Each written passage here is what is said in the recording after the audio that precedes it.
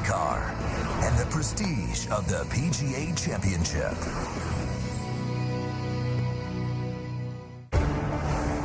It's going to take sacrifice. It's going to take heart. You have to work for it. It's not given to you. Tonight, it's Game 5. The pressure intensified, the hype amplified. Increasingly, the Celtics' big three have become Rajon Rondo's supporting cast. Rondo, no nickname, no nonsense, just numbers. His domination of the series continues. As Rondo looks to vault his squad to a series lead, the Cavs may counter with the king. For me, I don't have a problem with taking Rondo. I would love to. Will LeBron get the call? Will the Cavs restore natural order? It's Game 5, and the drama is real. It is episode number 5 in the Smash playoff series, LeBrondo. LeBron James and the Cavs, Rajon Rondo and the Celtics tied up at 2 apiece, moments from the tip in Cleveland. And it's time for TNT NBA Tip-Off presented by Autotrader.com. It's the only NBA playoff game on the Tuesday night schedule.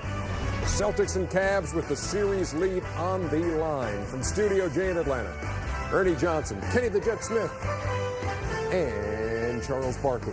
Welcome, everybody. With LeBron, huh? Huh? I like that. You're going to stick with it. I kind of like that. Well, it just kind of fits. LeBron. Are we going to anybody or are we going to talk? We're talking. Ernie, the more I thought about it, it's a really bad idea to put LeBron on Rondo. Even just a little bit during the game, or to ride that horse the whole way?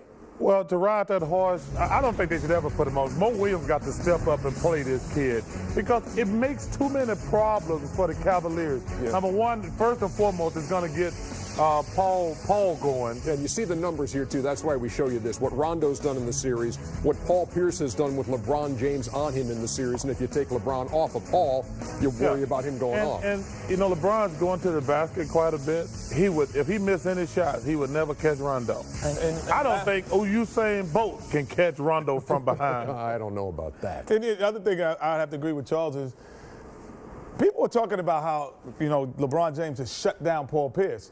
But actually, Paul has done a pretty good defensive job in the wins for Boston. That's the reason why when LeBron James scores 22 points, that is a good job. Great, because the guy has the ball, and he is supposed to, if there's 100 possessions for Cleveland Cavaliers, he's making 70 of them. At least 70 of them, they're touching his hand. No other player in basketball is going to make 70% of their team's plays other than LeBron James, Kobe Bryant, possibly. Let's repeat what you said earlier about Rajon Rondo, about what he's been able to do in this series, which, as you watch it, and the ease with which he's directing traffic and that kind of thing, and guys sagging off of him. Yeah, because there's no point guard in the NBA gets to put their ball under their hand and throw an alley-oop pass. To me, the worst thing you do against a guy who you think can't shoot a jump shot is back off him like Anthony Parker, because now he gets a running speed at you, gets you on your heels, and he puts the jump shot in.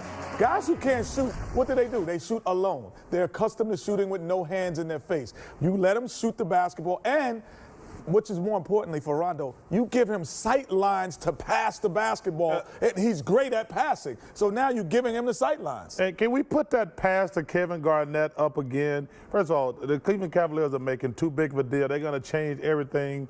Just go out and play. You got a better team. Push the tempo. Stop walking the ball up and down the court. Because Rondo has one bad. Watch this play. You know what's the amazing thing about this play, folks? Look at home.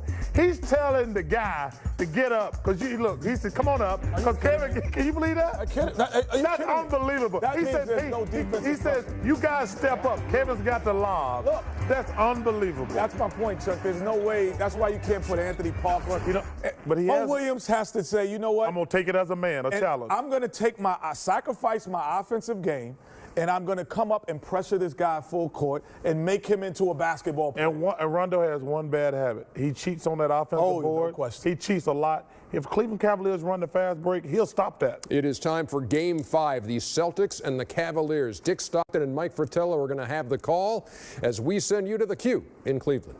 Mike Fratello work all home games? A raw and overcast day in Cleveland as the series moves back to Quicken Loans Arena. But the basketball world is still talking about the historic performance of the Celtics' Rajon Rondo in Sunday's Game 4 in Boston. It's the Celtics and the Cavaliers, all even at 2 games apiece in this Eastern Conference semifinal, in which neither team has been able to sustain winning efforts in back-to-back games. Will that pattern continue tonight? Right now, let's check out our Taco Bell starting lineups for the Celtics. Still looking for a scoring impact from Paul Pierce. Rondo was all-world in Game 4, especially with those 18 rebounds in the triple-double. And for the Cavaliers, the question is, how will LeBron James come out tonight? And Shaq coming off his best game of the series, and who will emerge from the supporting cast to help LeBron for the Cavaliers. And that's the setup, everyone, as we welcome you to the Q. Dick Stockton along with the czar, Mike Fratello. David Aldridge is with us as well. And LeBron will not start this game guarding Rondo. He will play him somewhat. It's going to be the same format by Mike Brown. What are your thoughts about Mike Brown's plans on Rajon Rondo tonight? I agree with Mike Brown wholeheartedly. This is one of the best defenses in the league all season for Cleveland. No need to make such a dramatic change to start the game. You can always switch him over later on. Plus, you could open up a can of worms. If you take LeBron James off of Pierce, Pierce is shooting just 32%, averaging under 12 points per game.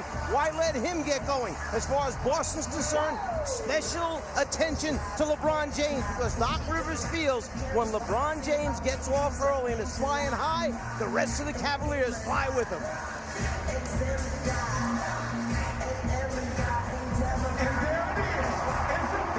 Cavaliers and the Celtics split the first 2 games here in Cleveland and split the next 2 in Boston.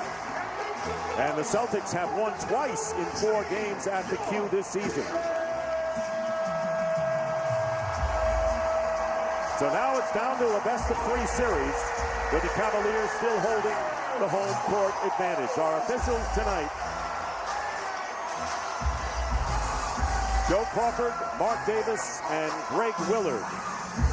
And Shaq will be jumping against Kendrick Perkins, set to go in Game 5. Celtics coming off an impressive 10-point win, 97-87 on Sunday, as they withstood a furious Cavalier rally in the 3rd quarter. Dick, I'm not sure this game's going to be long enough to get in all the points that you possibly could talk about, ramifications that could come out of this game, the player matchups, the changes by the coaches. It's been a sensational series to this point. And here is Shaq.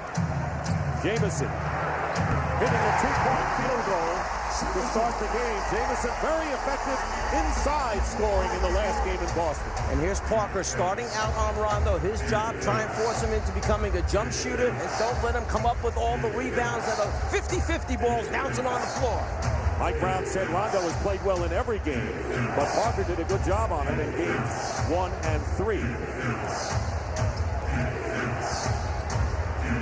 There is the jumper by Garnett. Very effective in the paint. Garnett coming off an 18-point game where he shot 6 of 11, and we're tied at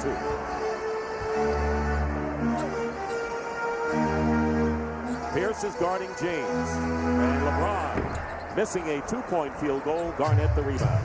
We saw a little San Antonio play run by the Cavaliers, something that Mike Brown took out of his old playbook, I'm sure, but that's a play that he used quite frequently with Tim Duncan and Tony Parker. Doc Rivers said he thought both teams would play well in this game. Garnett misses from outside. The rebound by James, who had 22 points, 9 rebounds and 8 assists. And there is Jamison, who has all 4 Cavalier points. And you probably ask yourself the question, when does LeBron James decide whether he's going to try and be the one that's doing the scoring or getting his teammates involved? I think that's something that LeBron James, reads, and he reads it so well. Do they need him to score, or is he a playmaker for him early on? He came out a little more passive in the last game, so we may see him more aggressive here. Jamison tries to flip it behind a kneel, and it's picked off by Pierce. It's interesting, both coaches admitted that in one game so far this series, as Paul Pierce launches a 3, both admitted that their teams came out in one game and were a little bit flat, didn't have the energy level necessary, and both coaches tonight felt these teams both are going to be ready. And how tough it would be as O'Neal goes in and is fouled by Perkins. How tough it is for the visiting team to come in after their huge effort on Sunday to try to get the series lead on the road. And Rajon Rondo, the man of the hour for Doc Rivers and the Celtics, and there's been a transformation for him. David Aldridge has more.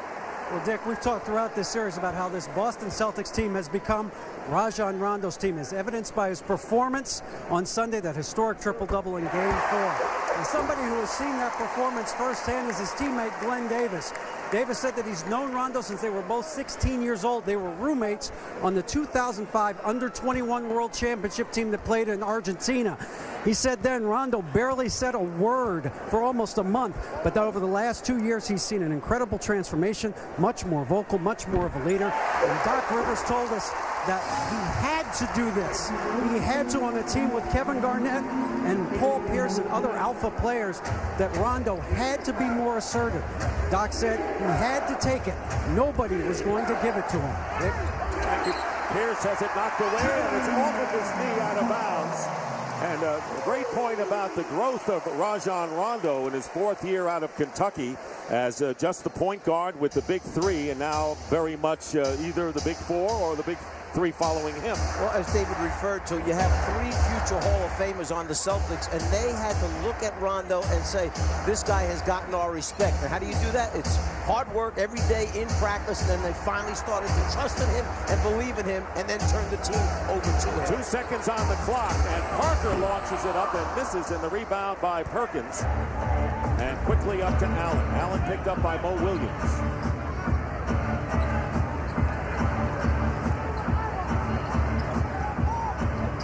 Pierce trying to get going, and coming off a 9-point game, his lowest of the series, as Perkins keeps it alive for Boston.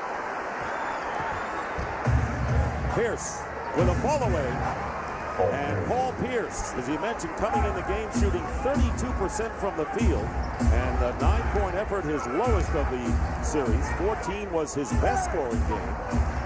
And the Cavaliers are up by 2 as Mo Williams hits the medium range. LeBron James has done an outstanding job on Paul Pierce, and one of the other problems that happens is because Rondo dominates the ball so much, Pierce is it's a scorer that takes some time. Let me put it that way. He needs the ball more. He has to get himself set up. Oftentimes, there's not enough time left on the clock for him to get himself set up. Garnett over Jamison hits, so Garnett hitting his 2nd field goal, and it remains a 2-point game with under 8 minutes to go. Just the start of things in Game 5 of this 2-2 series. Williams feeding O'Neal, knocked away, and a good play by Pierce as he jarred it loose. Boston very fortunate that time that Shaq fumbled it, or else that was a short 2. And Pierce driving in, and misses the layup. And now come the Cavaliers. It's a 3-on-3 situation, and Williams palms the ball and turns it over, as the Cavaliers with a fast break opportunity, and the Celtics, who were able to run effectively, had 23-7 fast break point advantage on Sunday. And that's because of a lot of mismatches where the Celtics would run out because either Cleveland had matched up differently or they switched a lot, and as a result the Celtics took off and no one was picking up the open men, the flyers as Mike Brown called them, in transition. Rondo fakes a pass, goes behind a very tough blind pass, and the Celtics turn it over.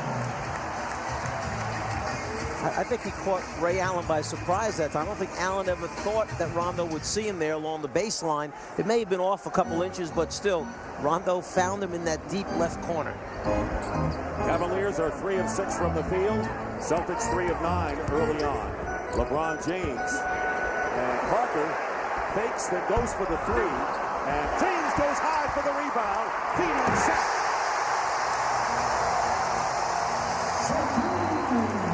Pierce cannot get into a jumping match with LeBron James. He's got to box out and box out deep and let LeBron come over his back for the rebound. And foul is called against the Cavaliers, bringing the crowd out of its feet on that play. See this ball go high, and without putting a body into LeBron James, he simply out jumps. Forget Pierce, it's Perkins that he goes over to get that one. And the foul was on Antoine Jamison. Here is Pierce, defended by Neal, and the rebound on the miss by Rondo.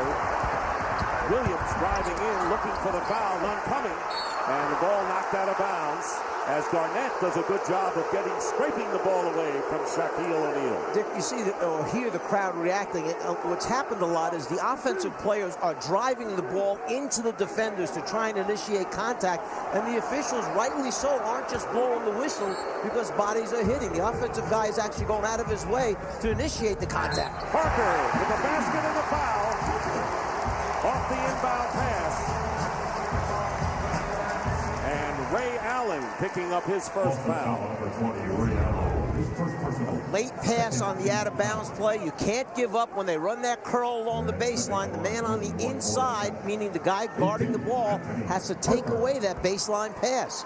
Mike, we have a lot of time to go in this first quarter, but LeBron James already with 3 assists of the 5 baskets that the Cavaliers have, certainly not going in and saying, I'm taking over the scoring, at least early on. He knows that he can score points whenever necessary. Right now, he's showing his teammates that he has trust in them. He's sharing the basketball. Shaq had perhaps his best performance in the playoffs so far. He didn't pick up his 5th foul. He would have had more minutes on the floor last game. And there we see on the inside, Perkins with a huge basket and the foul. So James trusting. There we see the nice interior passing of the Celtics. So the 3-point play on the other side by Parker. James commits the foul here. Coverage on that center pick and roll. That time Pierce with the ball draws 2 defenders. On the inside, the Cavs a little confused who is taking Perkins on the roll. So here is Kendrick Perkins, who has been to the line only 5 times. He is 2 for 5 in the free throw department. And for the first time in the series, the Celtics actually went to the line more than the Cavaliers on Sunday, as they went 40 times, 1 more than Cleveland. It is a 4-point lead for the Cavaliers as we wind down to 6 minutes to go in the opening quarter.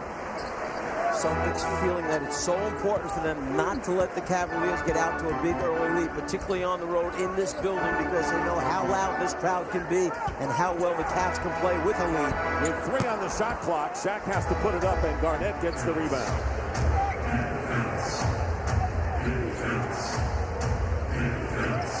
The Celtics are making the Cavaliers go deep into the shot clock. Pierce with a fall away as the defender falls down, and Pierce off to a solid start has 4 points to bring the Celtics to within a pair. That might be the best look that Pierce has gotten in a long time because the defender slipped. He created a lot of space that time. It was an easy 16, 17 footer for him. Here is Shaq in the low post. And goes in, the basket counts, and the foul. Perkins arguing that there was a traveling call, as is Doc Rivers, but none coming, and a chance for another 3-point play situation. Perkins, meanwhile, picks up his 2nd personal foul. And here's part of the problem. When Perkins took that earlier foul, that was the first one. Here's the 2nd one. Now he goes to the bench. Man alliance, and he takes care of the guard and the point guard alliance. So I'm always having conversations with Leon, Z, and JJ. But other than that, Bron takes care of the guards. He takes care of the whole team. And hitting the newsstands tomorrow on the cover of Sports Illustrated, good old Shaq coming off his best game of the series with 17 points and 5 rebounds. He played the most minutes, 28, that he has in the series, and he was in foul trouble, played only about a minute in that 4th quarter, and sorely wanted to come back in the game, and reportedly made his feelings known to assistant coaches, but Mike Brown liked the combination he had on the court. Well, they had just come back from being 12 down. They were on a 10-0 run with the team that he had on the floor, so it becomes a very difficult decision for Mike Brown. Yeah, he respected Shaq's wishes to go back on the floor, yet it was the team that was out there that ran off 10 straight points, so he decided to keep that group on there and see if they could take the lead over. And how about Shaq 3 for 3 from the free throw line? He was 50% during the year and was 68% coming into this game. And his timely free throw shooting gives the Cavaliers a 5-point lead.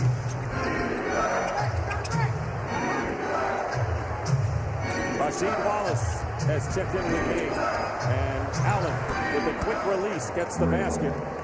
and it's a 3-point Cleveland lead. Pick something we see on the floor right now for the Celtics. They didn't do this very much in the regular season for extended minutes, but Kevin Garnett along with Rasheed Wallace. And the reason for that, you've got two big men now that can shoot the basketball from the perimeter. So when Rondo penetrates, he can kick out to a shooting big man.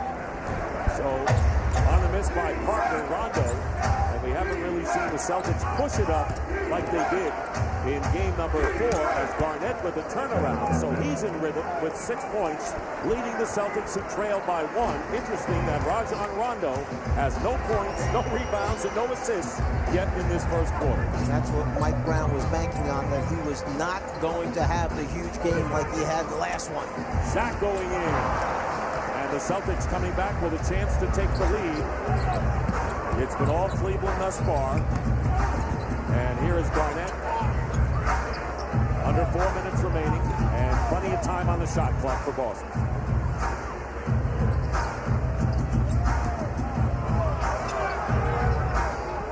Rasheed Wallace. And a defensive 3-second violation has been called against the Cavaliers. That'll be a technical foul, a free throw, and possession. One of the things that Boston wants to concentrate on is getting the ball in the low post area, whether it's Kevin Garnett or whether it's Rasheed Wallace posting up.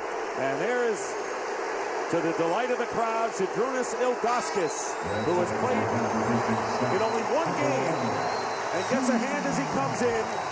Long-time favorite here, and a guy who, of course, played for you, Mike, when you coached the Cavaliers, was traded to the Wizards, and the Wizards bought out his contract, and a month later rejoined Cleveland, which is what he always wanted to do, come back home. One of my all-time favorite players, one of my all-time favorite people, Zydrunas Ilgauskas. And part of the reason why Mike Brown has only played him in 1 game for a total of 5 minutes is because Mike Brown has a nice problem. He's got Shaq, Z, Jameson, Verajao, Hickson, Leon Poe. So many big people, you just can't get them all in the rotation. Meanwhile, Ray Allen is fouled by Mo Williams as Shaq goes to the bench, and not only did Ilgauskas come in, but Anderson Varejao in for the first time. And Allen makes the first. Amazing is being here. Season tickets for 2010 and 11 are on sale now. Go to NBA.com/tickets to reserve your seats. The NBA, where amazing happens. Now, one of the things we talked about, KG, Rasheed Wallace, 2 post-up guys, 2 jump shooting guys. With Z coming on the floor, we'll see now if Mike Brown uses Zydrunas in that pick and roll, because he's a pick and pop guy as compared to Shaq, who's a pick and roll guy. Celtics leading for the first time, 18-16. Under 3.5 to play in the opening quarter. LeBron James has taken only 1 shot, but he has 3 assists. Parker driving on Allen. Too hard off the glass. Wallace picks up the loose ball. Here's the time. And in and out as he put it up over LeBron James. Here is James. Quickly now Rondo picked him up quickly. And now back to Delonte West, who has come into the game for Cleveland. Here's Ilgauskas.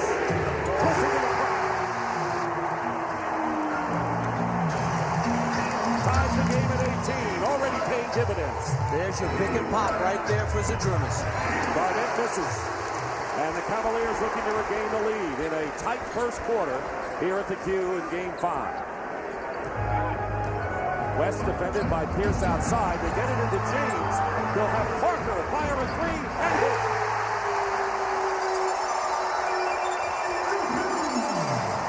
Allen looking for room, and Pierce with a reverse layup quickly comes back. So the Celtics doing well against the made baskets who get the fast break going. Pushing that transition offense, coming right back at him after the Cavs score.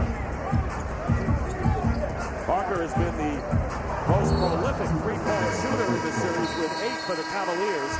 But this one he throws away. And on the turnover, with Cleveland leading by 1, we'll have a timeout. Zydrunas Ilgauskas' favorite spot, left baseline, face it up. Varejao finds him, he produces. Parker coming into the game, 54% in the first 4 games. He adds another one to it. Ago Sunday that Chuck Daly passed away, and we're going to salute Chuck a year from his death, and the whole family of TNT, the NBA, and everyone just remembering Chuck Daly tonight. The Coaches Association designed the pins that we're wearing tonight in honor of Chuck. Hall of Fame coach, NBA championship coach, Dream Team coach, Olympic gold medal. Just a very special person, a great ambassador for the game of basketball. How quickly a year goes by. Yes. Delonte West with the ball into Ilgauskas, and traveling is called against Ilgauskas. And coming off the bench for the Celtics is Glenn Davis and Tony Allen. And Mike Brown's team clinging to a 1-point lead, nearly a minute and a half remaining. There's Davis. Allen really had a tremendous game on Sunday. And now we see LeBron James guarding Rondo out there. So here's one of those selective times, an offensive foul call on Rasheed Wallace with that left arm. So coming out of the timeout, LeBron guards Rondo. Watching the low post now. Verajao, pretty good actor down that low block. Rasheed turns in, bumps him, brings that wing up, flips the wing, and that's what the official sees. A little bit of an acting job, offensive foul. Rondo 0 for 1 from the field and has 1 rebound in the early going, and it's 21-20.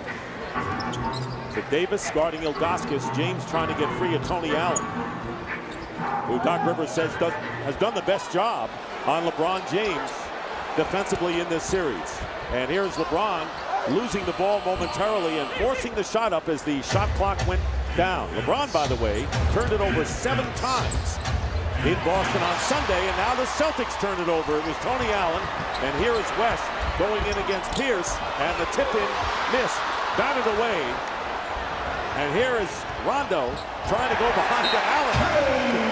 And maybe a repeat of that great play in Boston. Didn't work out the way they did on Sunday. Well, he was hoping that Tony Allen would be a little bit closer to the rim. There's the pitch ahead pass. He knows that LeBron is chasing him down. He's hoping that Tony Allen's a little closer. Allen just couldn't get there. And LeBron James 0 for 1 still. He has 4 assists and 2 rebounds, staying out of the offense to a great extent here as the Cavaliers lead by 1. 4 on the shot clock with nearly 18 seconds to go, and Delonte West, who in game 3 was unstoppable, but that mid-range jumper gives the Cavs a 3-point lead. Playing for the last shot now are the Celtics. Pierce and Garnett each with 6. And the foul to give by the Cavaliers, and it was Jamario Boone. Cavaliers number 15, Jamario Boone. His first team foul in the final 2 minutes. So the Celtics will take it out of bounds with Rondo, Wallace, Tony Allen. Ray Allen is in, and Pierce will inbound. Considering how hard both these teams play, that's just the 7th foul combined for both of these teams in the first quarter. Tony Parker, or Anthony Parker, replaces Ilgauskas, who goes out. And Ilgauskas, seeing his second action in the series, hit his lone field goal attempt. 3.7 on the clock, waning seconds. Rondo backing up, fires, no, and will not count. Now they may review it, but it clearly came after the period came to an end.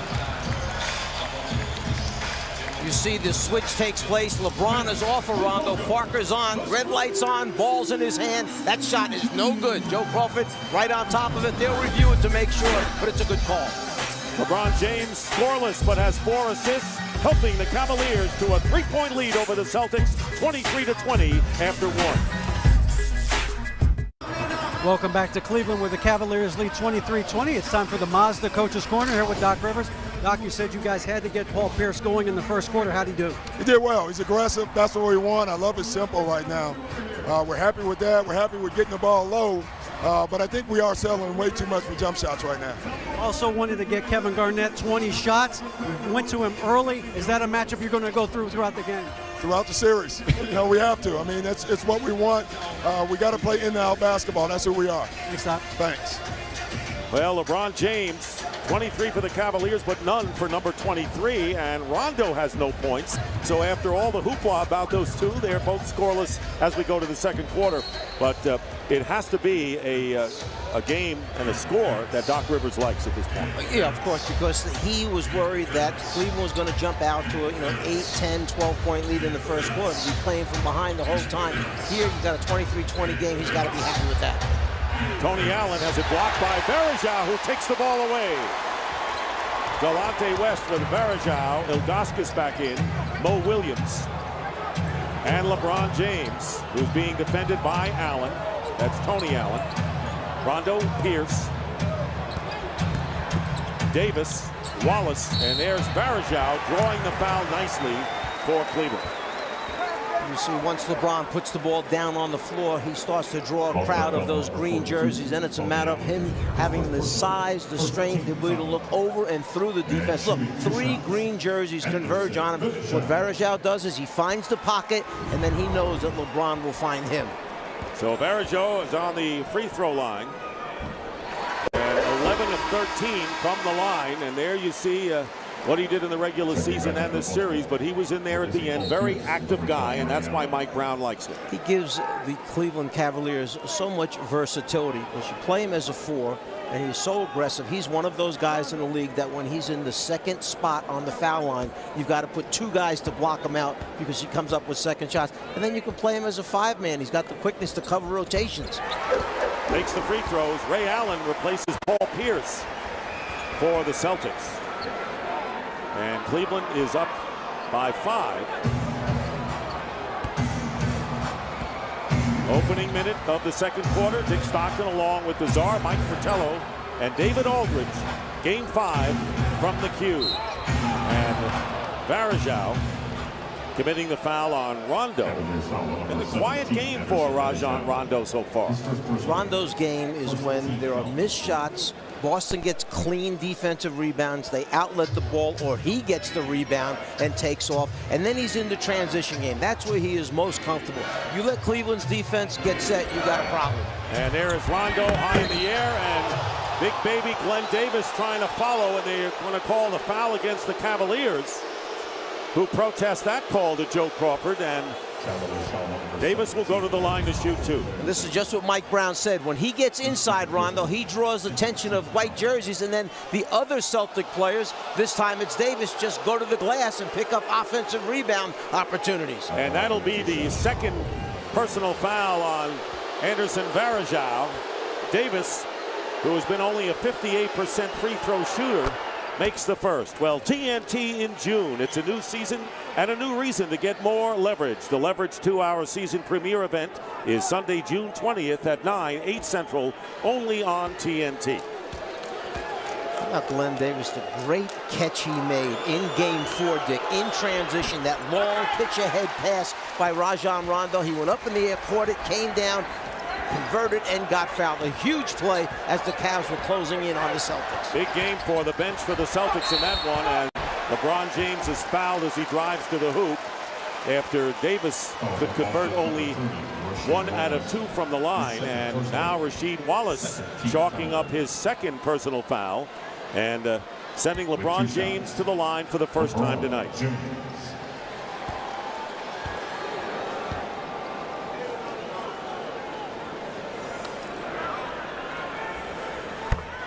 Right now, let's take a look at tonight's Land Rover driving force. And let's take a look at LeBron James in the last couple of games in the first quarter.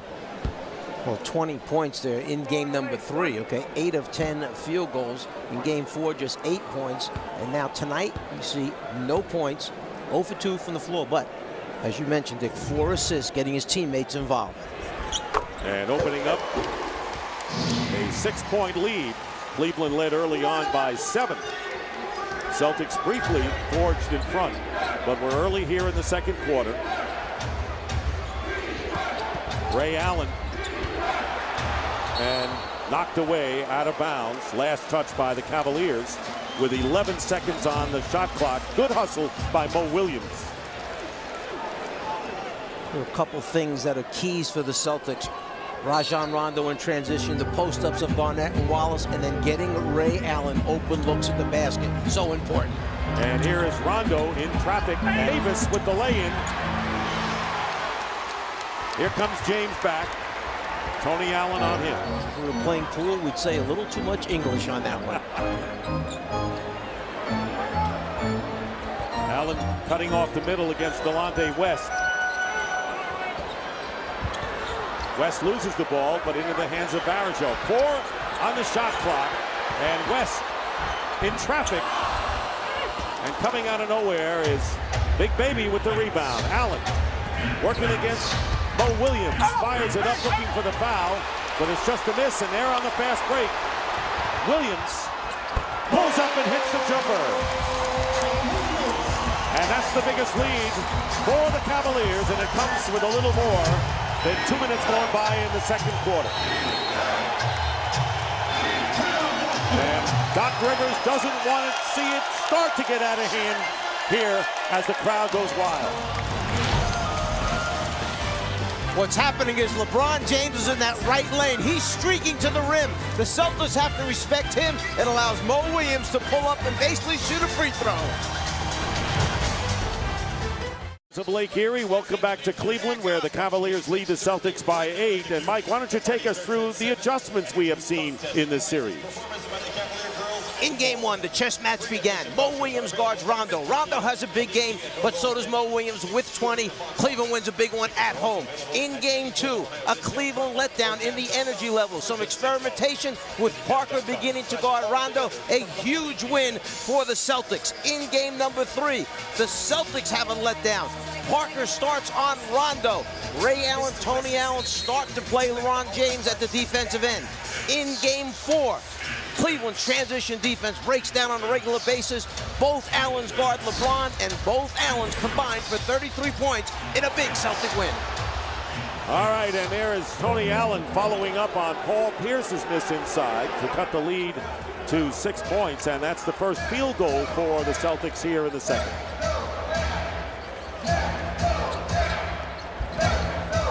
Mo Williams and Wallace getting the rebound. Wallace on the court playing with 2 fouls, as is Varejao for the Cavaliers. Allen feeding a driving Davis, and it's knocked away nicely by Ilgauskas.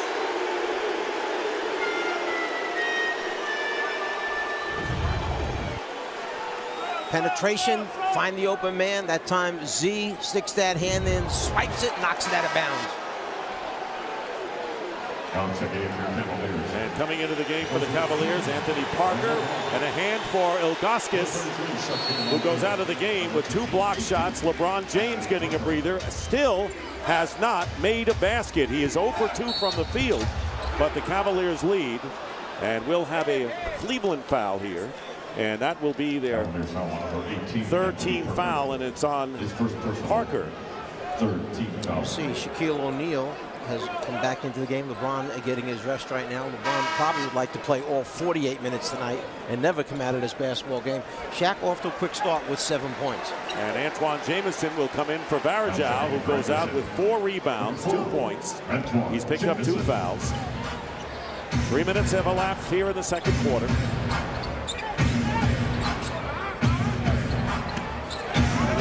Six on the shot clock. Tony Allen. And there's Davis from the baseline.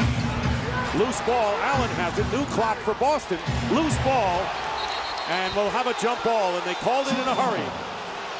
And before the ball was jarred away, the jump ball was called quickly by Mark Davis. See Tony Allen trying to put it down, but as soon as he puts it down, the Cavs get their hands down in there. Mo Williams knocks it free. They get tied up. Jump ball results. So it'll be Mo Williams and Tony Allen.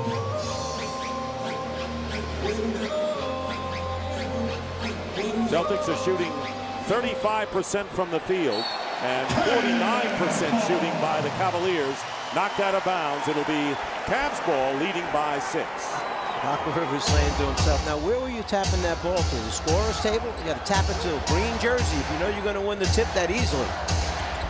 West guarded by Allen and knocked down. is Mo Williams and Tony Allen, just seconds after they had a jump ball on the other side. And they're going to call Rasheed Wallace with his third foul. And Kendrick Perkins is coming into the game. Davis goes out. And Wallace will go out as well with Garnett coming in. Watch Rasheed Wallace back up with his rear end, knock the Cavs player down. You cannot back up into the path of the opponent. Wallace with a gesture to the crowd. Here is Shaq. You pointed out back in, guarded by Perkins. Shaq has the ball knocked away. Tough shot. Never really had control of it. And Cleveland does exactly what you should do. Put the ball in Shaq's hands. Perkins has 2 fouls. If he fouls him again, he's going to the bench for the remainder of this quarter. Paul Pierce fires one up off the top of the backboard. Perkins winds up with it with 9 on the shot clock. And here comes Allen into the corner. Pierce with a fake and a foul.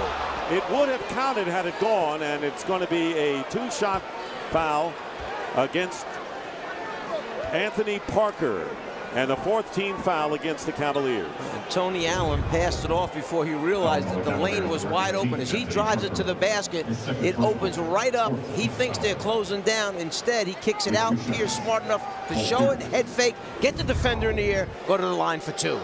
Paul Pierce has hit 11 of 14 from the line in this series. And this is the first free throw. There you see the problems that Paul Pierce has had, either because of early foul trouble or the fact that he has to defend maybe the greatest offensive player in the game in LeBron James. Yeah, well, there's a couple of factors here. Okay, one, you've got to chase LeBron all night. That's in transition, on post-ups, on drives, etc. And then you've got LeBron playing you at the other end of the floor, bigger, stronger, weighs more, probably quicker with his feet. Tough assignment. Cavaliers by 5. Mo Williams now picked up by Perkins. 8 on the shot clock. Here's Delonte West. And trying to feed Parker. But a foul is called, and it's an offensive foul against Delonte West. Both of these teams, when you drive to the basket, you must be aware that they are going to hold their ground, get up above that restricted area, and take the charge. So the Celtics trailing by 5 and shooting only 1 of 9 here in the quarter. So they're not in bad shape considering how they really haven't mounted much of an offense here in this quarter. Here is Pierce spinning his way in against Parker and puts it in. Pierce with his 4th field goal and 9 points to lead Boston. If Boston can just run stuff that forces Cleveland to switch Parker onto Pierce, that's in favor of the Celtics. And there is Shaq again down low, and an offensive foul called against Shaquille O'Neal, and that will be his first. And right now, you'd have to say the Celtics withstood a possible early barrage by the Cavaliers tonight. Without question, this is a good job by Perkins, holding his ground, anticipating, and you see that elbow come around by Shaq. It's the right elbow that catches Perkins. Good call by Joe Crawford. Shaq trying to put that 3rd foul on Perkins. West goes to the bench, and LeBron James comes back in. James has scored both of those points coming from the free throw line, and a technical foul. And let's see if it's a double technical here. We'll let the officials sort it out. It's Jamison and Perkins. Well, both called for technical. I would think that Perkins might have had something to say about that elbow in the mouth. He may not have been real happy about that one. Then Jamison, perhaps taking up for Shaq right there, had a little bit too much to say. And the only problem with double technical fouls is that if you get your next one, Dick, you're ejected from the game. Here's Ray Allen. Allen trying to get unleashed. This is from the baseline. Allen is 1 for 4 with 5 points early on, under 7 minutes remaining in the first half. There's Mo Williams, who has really struggled from 3-point range. He was the best for the Cavaliers during the year. Down low, Shaq backing up, and the foul is called as Shaq trying to get Perkins to commit his 3rd foul, and he did. And there's Garnett telling Perkins to calm down, and Davis will come in. You go back to that last sequence. This is where the talking started. Shaq and Perkins, and then Jamison comes in between them. Jamison wound up getting the technical foul. He was just kind of stepping between both of the big men. And Shaq did the most talking during all of that. So Perkins, the starter, goes to the bench with 3 points and 3 personal fouls. Remember, LeBron James still hasn't made a basket yet. 3 on the shot clock, and Ray Allen has it against 3 defenders, and the ball knocked away, and they're going to say it's off the Cavaliers. Ray Allen going against 3 defenders, and the Cavaliers vehemently dispute the call. Ray Allen's trying to find the handle of this thing in transition. Tough coming up with it, and then the white jerseys continue to close in on him, and as it comes across, it looks like it clearly is off of Ray Allen at the end. The crowd happens to be right. They don't even have to be partial to be right on this one. 3-point lead for Cleveland. And a 3-point attempt by Tony Allen, and a loose ball foul called against the Cavaliers with 6:07 on the clock. I think we should go back a second to that double technical foul. The officials changed it. Initially it was Jamison. However, they changed it to Shaquille O'Neal. And Perkins. And Perkins, yes. So Mo Williams with his second foul, and a penalty situation will send Kevin Garnett to the free throw line. And Garnett's first trip to the line tonight, and can cut the Cavaliers' lead to 1.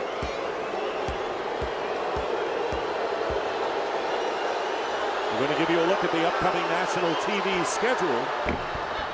Thursday at 7:30 Eastern on ESPN, it'll be Game 6 back in Boston between these teams. And Sunday at 3 o'clock on ABC, either Game 7 between the Celtics and the Cavaliers, or Game 1 of the Eastern Conference Finals. As you know, the Orlando Magic waiting in the wings after going 8-0 so far in the playoffs. Pretty impressive. They are playing outstanding basketball. Not only is their offense so tough to deal with, the big man in the middle and 4 guys on the perimeter shooting threes, but their defense keeps getting better and better. So now it's a 1-point game, Czar, and the Cavaliers find themselves scoreless in nearly 4 minutes. Maybe James ends all that way off the mark. And here comes Boston. So James now 0 for 3 from the field. Kevin Garnett. And Garnett gives the Celtics the lead 30-29 on a 9-0 run. So the visitors silencing this crowd here at the Q with 5.5 to play in the first half. Good job of execution that time by the Celtics in their half-court offense. And Jamison trying to get it to James, and they turn it over. And the Celtics will get it back. So right now, the Cavaliers are in a bit of disarray, and a timeout called. 8 turnovers by the Cavaliers.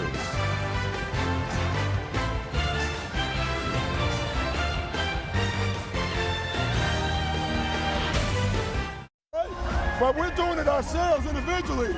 We got to do it together, okay? Together, together, together. Doc Rivers told his team going into Game 1, look, Cleveland is good individually. We're not going to win that matchup. As a team, we have a shot. When you have 3 future Hall of Famers, it's the meshing and blending of egos. It's sharing of the basketball that's important. And Garnett now with 12 points, having a terrific first half. And maybe Rajon Rondo is scoreless with no assists, but the veteran big 3 have 26 between them, Garnett, Pierce, and Ray Allen. And remember, LeBron James hasn't made a field goal yet. He just has 2 points, both coming from the line. Now we have under 5 minutes to go in the first half, and off the hands of Garnett, Jamison rolls off the rim. Celtics with a 3-point lead in the ball. In these last 4.5 minutes, how much of Tony Allen with the nice back door. Remember Doc Rivers telling us how he had to remind Tony Allen, look, you're Tony Allen. You're the driving, slashing Allen. The other guy is Ray Allen. He's the jump shooting Allen. That time Tony gets the easy bucket by going back door. Oh, that's who they are. Meanwhile, a 13-0 run by the Celtics. And the 5-point lead, and Mo Williams nicely saves it, but the shot clock running down to 4. Here is LeBron James And the ball is knocked away. Good play by Tony Allen. And here is Pierce driving and getting the layup. Basket counts and a foul. And a 15-0 run. Opening up a 7-point Boston lead with 4 minutes to go in the first half. And Mike Brown's team not taking the game away early from Boston. The Celtics right now in command. Yeah, and it starts with the good defense. 9 turnovers for the Celtics. Pierce, the foul, the finish, a chance for 3. Second foul against James. Up 36-29. Let's watch that swarming defense of the Celtics. LeBron James with the basketball being guarded by Paul Pierce. But both Allens are on a string together, knowing that as soon as LeBron James goes one way and comes back the other way, that's the time for the defenders to now make their respective move and get in front of him. Pierce's job, turn him. James starts to see the next man coming, and then there's the next 2 guys in rotation. Allen, Pierce on the fast break. Celtics outrunning because of the turnover. And on this 15-0 run, Czar, the Cavaliers scoreless in nearly 6 minutes. They've committed 5 turnovers in that span, 1 for 7 in the quarter, and LeBron James 0 for 3 from the field and only 4 assists. And I'm sure the Cleveland fans are waiting for LeBron James to go on the attack offensively and forge this team in front. Varejao and Elskis checking back in for Cleveland with under 4 minutes to go in the second quarter. And here is LeBron, the foul before the shot, and it's a penalty situation. Both teams are over the limit. Number 1 on Pierce. And LeBron will go to the line where he has made both of his free throws, and that's amounted to all of his points. And right now, let's check in with Ernie Johnson in Atlanta. EJ.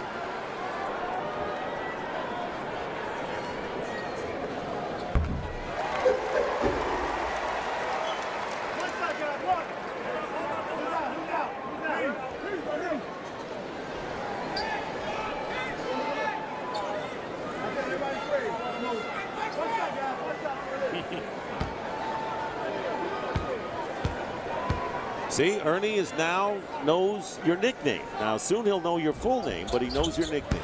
Because Charles and Kenny helped him out. I appreciate those 2 guys around him. Webb might have helped out a little bit, too. 2 free throws by James, and that stopped the Celtics' 16-0 run. Boston still up by 6. Davis, both Allens are in the game, along with Pierce and Garnett. Varejao defending Garnett. 4 on the shot clock, and Garnett. And the rebound, loose ball foul. And it was James who got the rebound, and the Celtics committing the foul. And it'll be on Davis as Rondo comes back into the game for the Celtics, replacing Tony Allen. And Rondo still looking for his first points. Dick, if you go back to these first 20 minutes of play in this game, how many jump shots can you remember LeBron James taking? I know 1 3-pointer that he missed. He's gotten to the foul line. These will be number 5 and 6 free throw attempts. And I'm not trying to come up with excuses, but I'm wondering if that elbow is any kind of a problem right now where he's more comfortable driving and slashing as opposed to shooting jump shots. And he hit the jump shots in game 3 when he had the 21 of his 38 points in the first quarter, and everyone kind of forgot about the elbow situation, and obviously he doesn't want to talk about it either. But he has not taken any more than 3 jumpers so far in the game. The other interesting fact is Rondo comes back in as the Celtics went on that big run with Rondo on the bench. 1 out of 2 from the line. Well, you know, one of the problems when you have a point guard as good as Rondo, he controls the ball very often. He's got to make decisions. Am I holding it too long and not getting the other guys involved, or am I doing what I'm supposed to do? Ray Allen with off the screen now with 7 points, and the Celtics by 7. So as we get to 3 minutes, Cavaliers have scored only 32 points. Yeah, we were talking a short while ago about Boston's lack of offense. We see LeBron going to the basket, fouled once again. Take a look at Ray Allen, okay, who starts out at the top of the circle. He comes around this screen, then will come all the way off on the other side of the floor. There's a double on one side. He keeps going, a single screen on the other side, a quick catch and release. Ray Allen, what a great jump shooter, what a quick release. Foul is on big baby Glenn Davis as James makes the free throw, and all of LeBron James' points have come from the line. He is 6 for 7 right now. I think Doc Rivers took that last play out of our old Atlanta Hawks playbook. I had very creative calls in our plays. That one was called single double.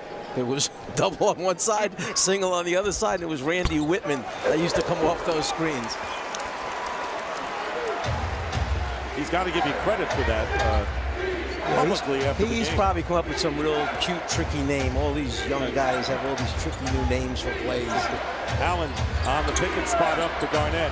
Pierce, James comes out to meet him, doesn't let him get the shot off. 7 on the shot clock, top of the key. Pierce misses, and Davis getting the rebound, keeps it alive. Allen will fire it up and hit.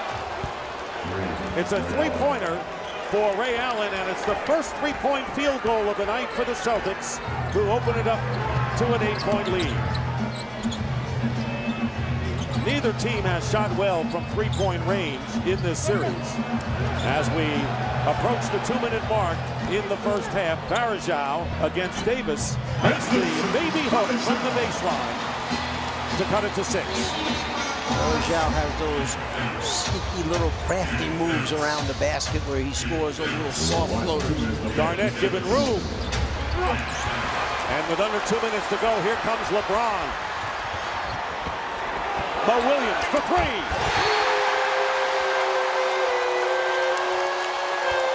And Varejao and Glenn Davis hit the floor. And the foul is called, a three-point field goal by Mo Williams. And a loose ball foul has been called against Davis, and that'll be 3 as he goes to the bench, to the delight of the capacity crowd at the Q.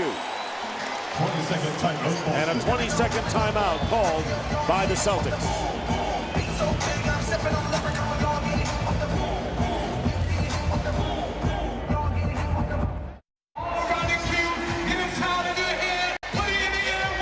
And back to the Q.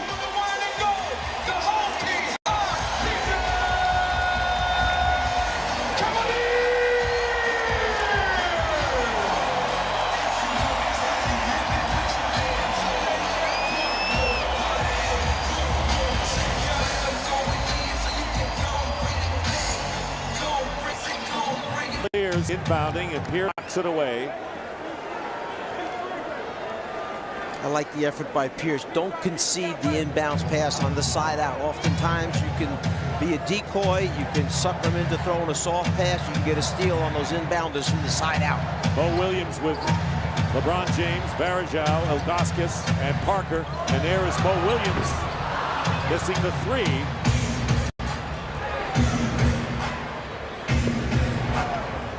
Rajon Rondo, who hasn't scored in this game. Ray Allen, tough 3, a tough 3 with a defender right on his wing. His second from downtown, and has the only 2 3-pointers for the Celtics, who again lead by 7. Boston runs so many back pick flares for Allen. You must communicate. You see LeBron James take it right into the defender, Rasheed Wallace, that time.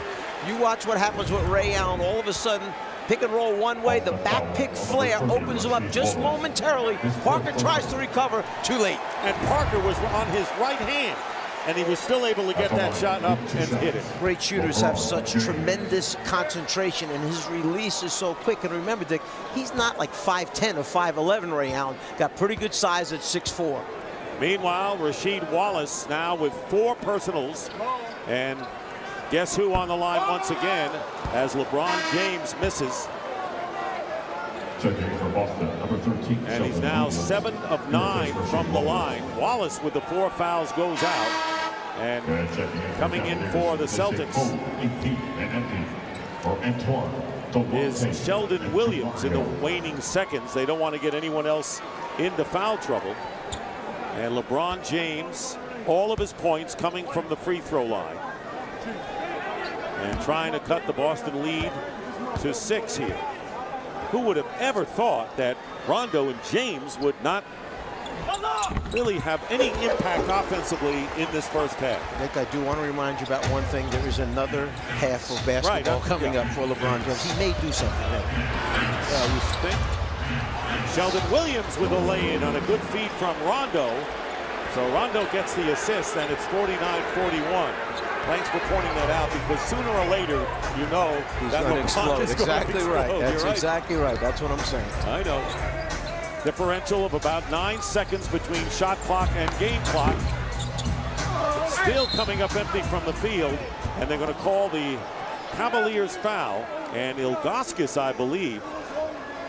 So he'll be called for the foul, and the Celtics will shoot with 17.5 left. And that's why it's so important to get into the bonus situations. Yes, you know, this is the end of the second quarter, but the earlier you get into bonus, the more opportunities you get to go to the free throw line on fouls like over the backs, as we saw just there. Remember, in game number 4, Dick, Boston shot 40 free throws. Cleveland shot 39. That's a lot of free throw attempts. And that was the only game in which the Celtics actually went to the line more than the Cavaliers. Sheldon Williams misses the free throw. Sheldon Williams will have one more coming. TNT is your exclusive home for the Western Conference Finals between the Los Angeles Lakers and the Phoenix Suns. Game 1 of the best-of-7 series will be Monday, May 17th from the Staples Center in Los Angeles, starting at 8 p.m. Eastern only on TNT.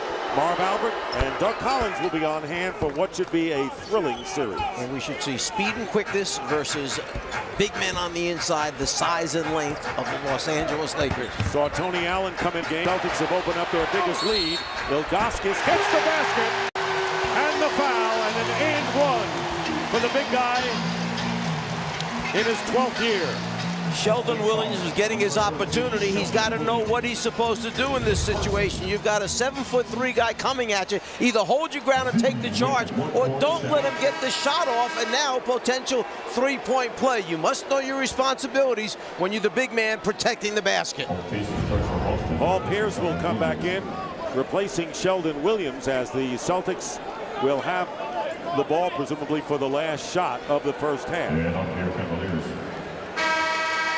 Demario Moon has come in, and a small group out there. Daniel Gibson sees his first action tonight. And there is Michael Finley, who's a renowned three-point shooter. Finley, the 15-year veteran, 37 years old, and James on the bench with 8 points and no field goal. So you see Doc Rivers putting 5 people on the floor that can all make shots. Mike Brown trying to match up and make sure he's got protection there. Zydrunas will have to guard Kevin Garnett. 6-point lead, and the Celtics playing for the last shot. They were up moments ago by 9. Here is Pierce going in. No foul. Ball deflected away, and that'll do it for a surprising first half when you consider the way this series has gone. Neither team has been able to sustain back-to-back games, but the Celtics have to like where they are, leading the Cavaliers 50-44 at halftime. And let's take a look at the Corona stats leaders. Pierce coming alive finally in this series. The big three doing well in double figures. LeBron James, no field goals, has 8. By the way, Rondo has no points and no baskets, as we send it over to David Aldridge. Well, I know you thought you got fouled on that last play, but you got yourself going in the first half. What was happening to get you some shots? Well, I'm just being aggressive, given what the defense takes me. You know, they really focus in on Rondo and his penetration, and so, you know, that's leaving gaps for me to get to the hole. Defensively, I know Tony Allen also took LeBron a lot, but you had him the last 5 or 6 minutes. What were you trying to do to keep him out of the lane, out of the paint? Well, you just want to put ball pressure on him, make him make quick decisions, because when he's just standing there roaming, he's able to get to the hole, find guys, do everything. So can't take everything away from him, so I'm just trying to take a couple things away. Well, thanks very much. When we come back, we'll send it down to our Atlanta studios for the T-Mobile halftime report with EJ, Kenny, and Charles.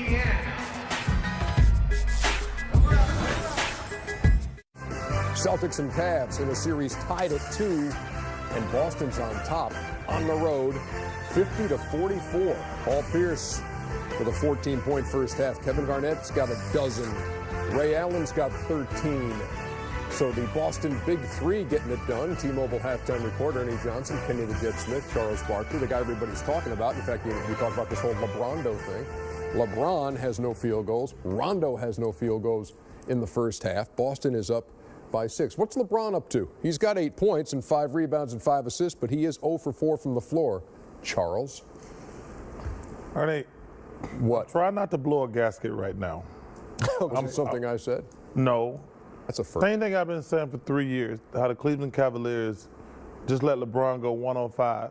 Speed the tempo of the game up. They got better parts. They got more parts than they ever had. LeBron does not have to dominate every night. Mo Williams, Jameson's out there, Parker's out there, Delonte West. They still walk the ball up and down the court. When they made their little spurt tonight, they sped the tempo up. The 2 games. Okay, now you're all right. Yeah, maybe you are about to blow a gasket. Yeah. Blow the gasket. No, the 2 games they won, they scored over 100 points.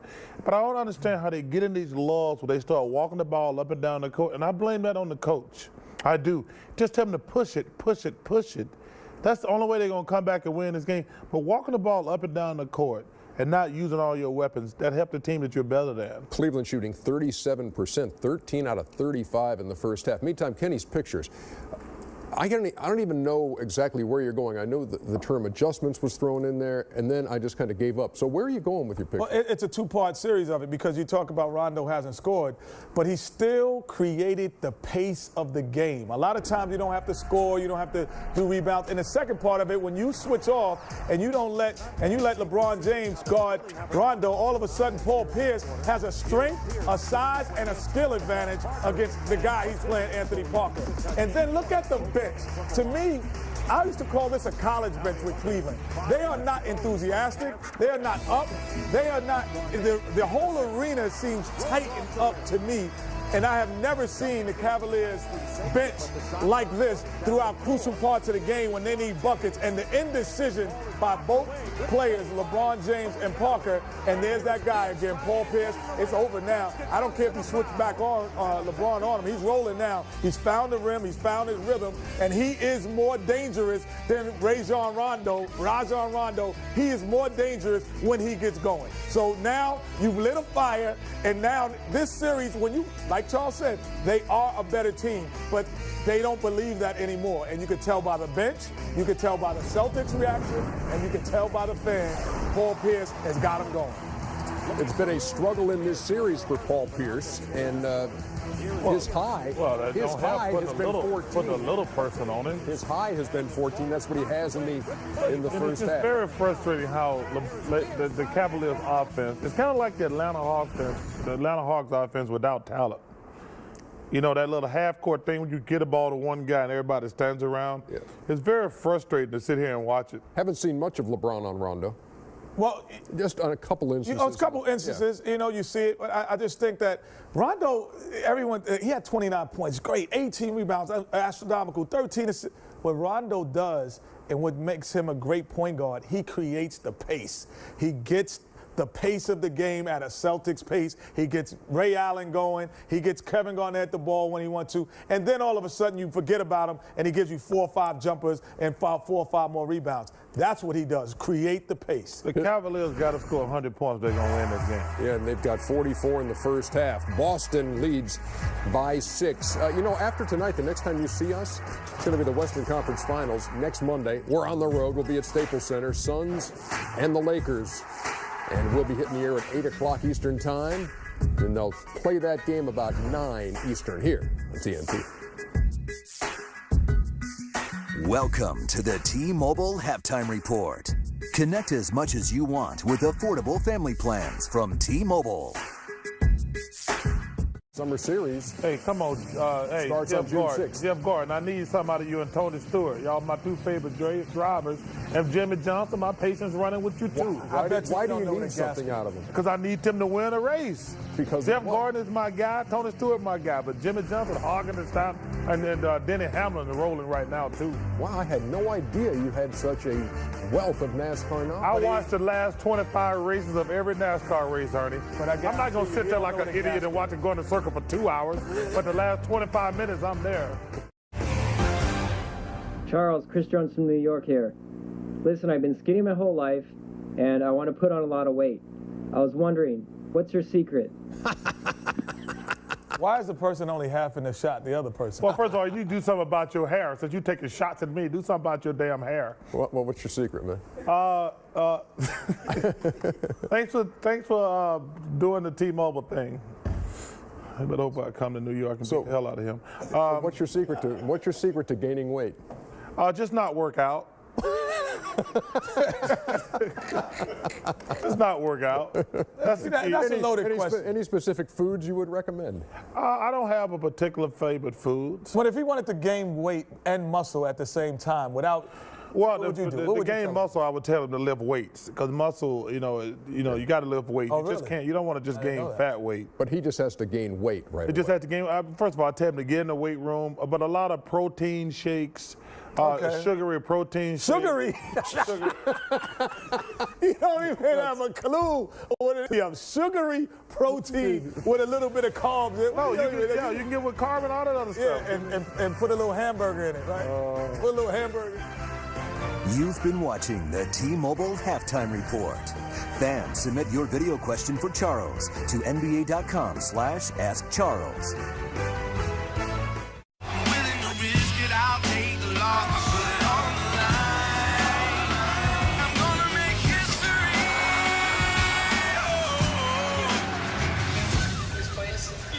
And you'd have to say it's a little bit of a surprise. The Celtics leading 50-44, and no explosion, at least yet, from the Cavaliers, as they have been able to break out because of the Celtics' defense. But on the offensive end, how about the big three? Rondo has not scored, but the big three have a total of 39 points in the first half. Well, the guy that was getting stronger and stronger as the season was finishing up was Kevin Garnett. That knee had been weak early in the year. Now he's got his legs back under him. We see an assortment of jump shots by Kevin Garnett. A little step back move. Then he loves to face up from the corner, flat there, nobody in front of him. And then we see a little fade move. Start to go to the middle, fade away, get it up over the top of the defensive player. So an assortment of jump shots by KG. On the other end of the floor, LeBron James had his supporting cast. He was very content in getting people involved. Jameson from the start, Shaq with the easy finish there. Mo Williams feeling it early in transition. And then the hustle plays of Anderson Varejao, which he's there all the time, giving that energy to the Cleveland Cavaliers. LeBron has 8 points, all from the line, 0 for 4 from the field. And Paul Pierce leads with 14, Ray Allen 13, and you just talked about Garnett, who has 12. So we're set to go for the third quarter. You know, if I was Doc Rivers and Mike Brown, I'd have mixed emotions right now. Yes, Boston has a 6-point lead at the half, but LeBron James has no field goals right now, 0 for 4 with 24 minutes of action to play. You've got to be saying to yourself, when is it going to happen? When is LeBron James, the MVP, going to break out of this? And remember, Cleveland during the season, third best field goal percentage team in the NBA, over 48% from the floor. Right now, just 37% shooting. Great Celtic defense. And you wonder why LeBron didn't do what he did in Game 3, come out and start firing away and attacking the rim. He did not do it. He was setting other people up with the early assists.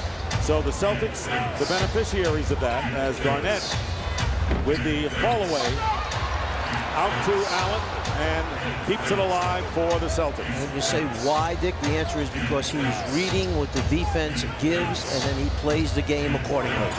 Ray Allen from the corner, hitting a three to start the third quarter. And once again, the Celtics matching their biggest lead, 9 points. Mo Williams with LeBron James, Antoine Jameson, Shaquille O'Neal, and Anthony Parker. And here is Williams off the rim, and the rebound by Pierce. Williams now 3 for 8 from the field. Pierce, fall away. Cavaliers are sloppy. Allen hits another three. And Ray Allen hits another three, and a timeout called by the Cavaliers. So 2 threes by Allen, and the Celtics have a double-digit lead. What we've seen twice already, where those 50-50 balls, ones that bounce on the floor, Ray Allen fading to the deep corner, launches that high arcing three-point shot, and then they come right back again after coming up with a loose ball to find Ray. He fills it up. anything bothering him physically? He said, absolutely not. What's bothering Mike Brown is the ball is sticking on one side of the court. There's no ball movement, and there's just too many turnovers.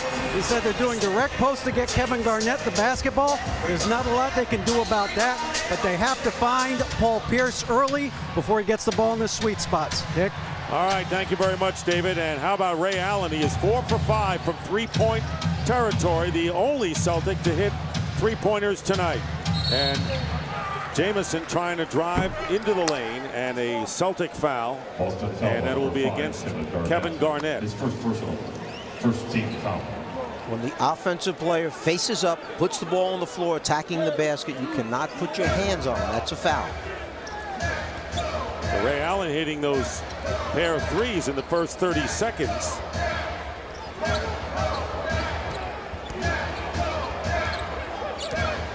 Garnett coming out to pick up Mo Williams on a flash. Feed inside the shot. 10-point game. I think if we had one of those isolation cameras that time on Paul Pierce and LeBron James, Pierce did all he could to stop James from touching the ball. And Shaq with 9 points. And Kevin Garnett picking up his second quick one. Now those are his first 2 fouls of the game. At times sticking the hip out. Doc Rivers can't believe with all the contact that's going on. Garnett moved just a little bit as the defender was coming over. Cavaliers shooting 37% from the field. The Celtics at 45%. 2 minutes elapsed in the third. Garnett is guarding LeBron. LeBron going up, and an offensive foul charging against LeBron James. You see what the Celtic defense is so smart, because when LeBron saw Garnett switch on to him, he figures I'm going to drive past the big man. Pierce rotates up, just holds his ground. He knows LeBron's coming to me. I'll get my feet set, pick up an offensive foul on him. And he is the first Cavalier to pick up 3 fouls in this game. Celtics lead is 10, and here is Rondo in traffic. Foul, the basket counts. And the first points of the game for Rajon Rondo, had the amazing triple-double on Sunday, and he gives the Celtics a chance to open up a 13-point lead. He almost loses the ball right here on his hip, right there, but he gets control of it enough to hang in the air and finish it off. Right here is where he almost loses it, comes up with it, banks it off the glass, the chance for the three-point play. And speaking of 3, Mo Williams picking up his 3rd personal foul. And early on here in the third quarter, despite the miss by Rondo, you can sense the confidence in the Celtics that they feel that we have withstood any possible explosion on the visiting court and have the pace going in their way. And James short with it, and Rondo picks it up. So LeBron James now 0 for 5 from the field.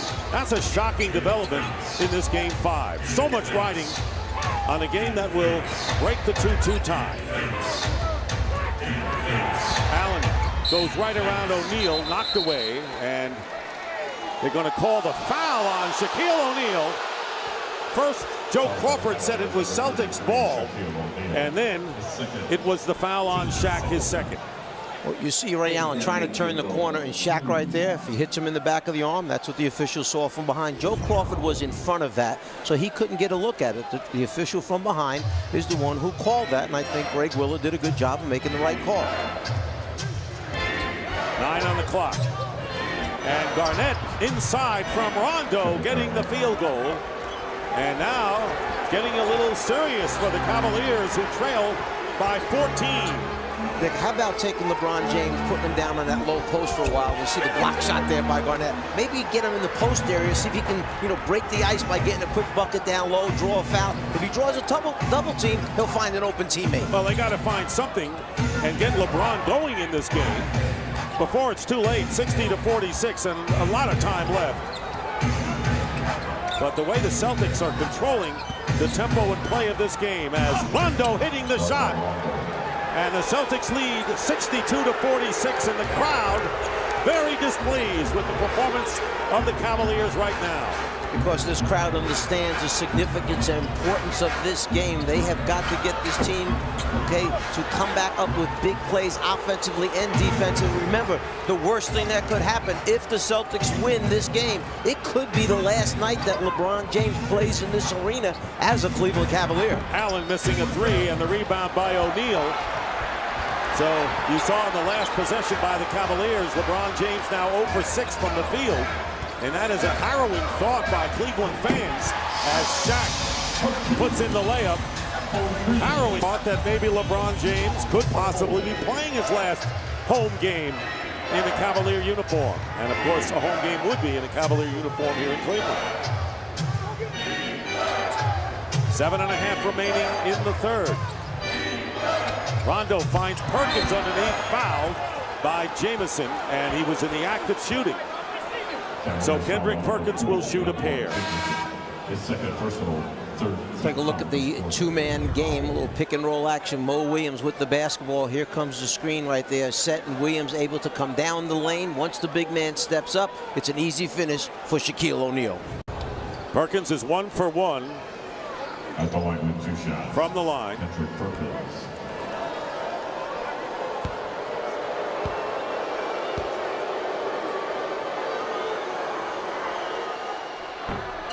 Well, Sunday, MLB on TBS returns at 1 p.m. with the world champion New York Yankees hosting the reigning AL MVP Joe Mauer and the Minnesota Twins. It's a rematch of their playoff series from last fall. It's Yankees and Twins from Yankee Stadium, and it's on TBS. One free throw by Perkins. And the Celtics have outscored the Cavaliers 13-4 so far in the third. If you're wondering why Shaquille O'Neal has been so open underneath, it's because the big men for Boston are so concerned about LeBron's penetration. They'll step up to pick up a charge and give up that kind of shot. Williams to Shaq. So Shaq with 4 here in the third quarter. And it's a lead of 13. 5 minutes have gone by here in the third. Here is Rondo knifing his way in for the layup, and that's the kind of style we didn't see in the first half that he showed on Sunday. Because the Celtics watched if Cleveland was going to switch, and then Cleveland tried to switch back again, and LeBron couldn't pass off Williams back onto Rondo soon enough. Rondo took advantage of it. And here's LeBron missing again. Perkins the rebound, and LeBron James now has missed all 7 shots from the field, and most of them have been perimeter shots. And this crowd is stunned. And there is a 3 missed by Pierce. And James at the other end gets his first basket. And it comes with 6:13 to go in the third quarter. Who would have imagined that? Well, you saw the pain and agony on the face of Tom Thibodeau, the assistant coach of the Boston Celtics, because he knew that was going to be LeBron's first basket, and he's fearful. Nice late pass that time. Garnett inside to Rondo for the easy score. Thibodeau did not want to give an easy basket and let LeBron James get going offensively. There's Tommy right there. There's Tom Thibodeau. So Rondo, meanwhile, has 8 points in this quarter, and it's a 15-point lead.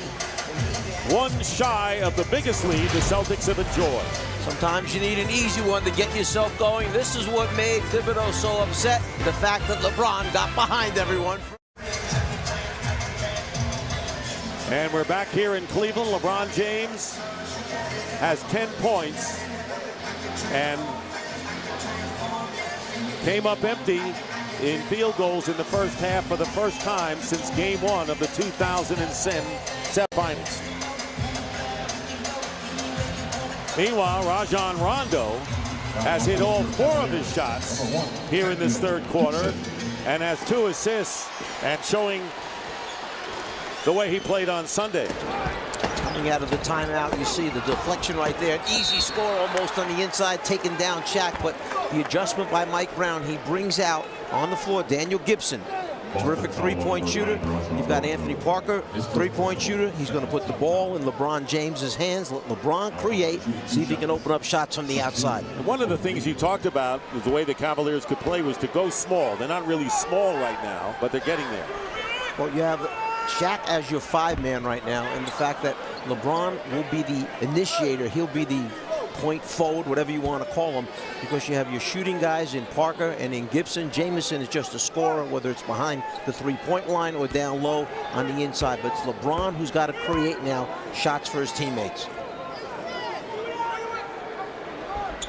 And Shaq, who made his first 3 free throws, misses 2 in a row after Rondo picked up his first foul. So Rondo, he too has blossomed here in this third quarter with Gibson guarding him, going up to draw the foul, and that's exactly what he does, and going over quickly to bring up Rondo. Let's listen to Doc Rivers in the last timeout. We gotta stay focused, all right? Don't let your eye off of this. We can't get comfortable out here, all right? Everybody, we gotta keep playing. Every possession, every possession.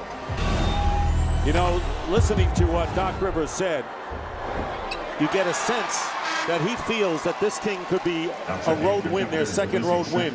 But he doesn't want them to get full of themselves here and get overconfident with their lead here in the second half. Well, what he's falling back on is Game 3, when Cleveland went into Boston and won that game 124-95. And Doc could sense the day before in practice. He said, I've never used my whistle so much to stop practice, bring the guys in and say, hey, we've got to get back to concentrating on what we're supposed to do. And he said it carried over to the next day, and Cleveland buried us.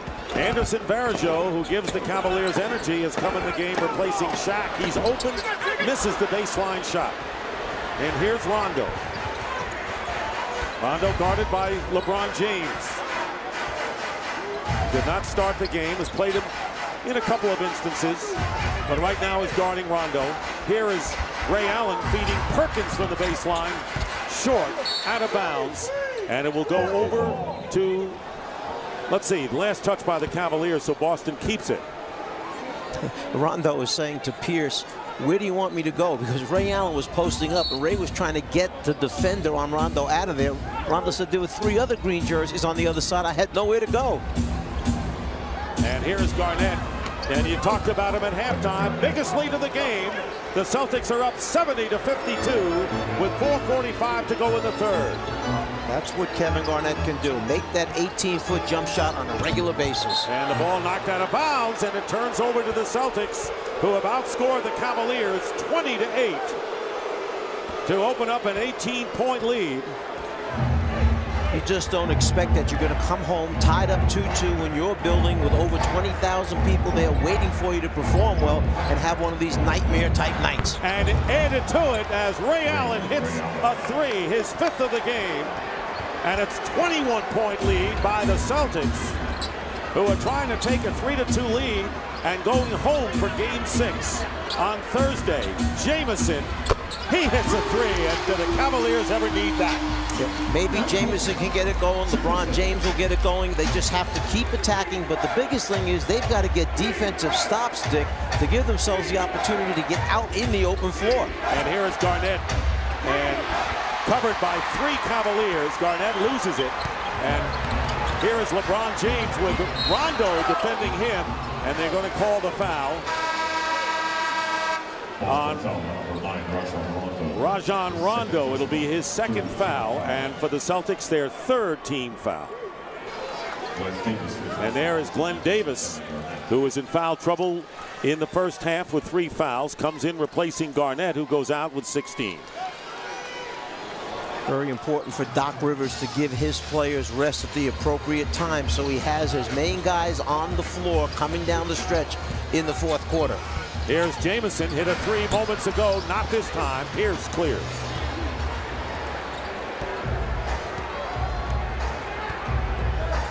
Going back to the regular season, you're talking about the 3-ball here. Cleveland, 2nd best team in the NBA shooting the 3 at 38%. Ray Allen, and that was nearly tipped in after the miss by Allen.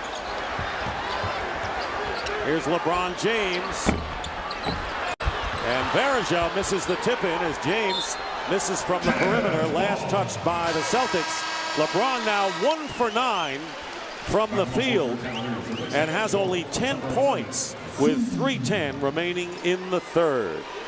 Just can't press if you're Cleveland right now. There's plenty of time left in the game. You'll get yourself back into it. 6-0 runs, 8-2 runs. Slowly you'll chip away at it, and then you'll see the ability to attack in the fourth quarter. And you always know that explosion could happen with LeBron James. It hasn't happened yet. Rondo knocks the ball away. Play by Rondo to force the steal, and the ball kicked out of bounds. Celtics have it, leading 73-55. Paul Pierce grabbed Rondo and said, "What are you trying to do there?" And he said, "Well, I saw Big Baby Davis in the right lane streaking to the basket." And Pierce shook his head and went, "No, not right now." So for tonight's Arrive in Style, presented by Chrysler, our all-new 2010 Chrysler 300 SRT8 is cruising through the streets of Cleveland.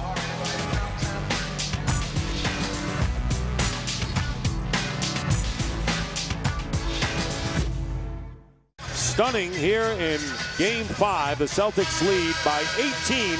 And Mike, how did LeBron James get to be 1 for 9 from the field?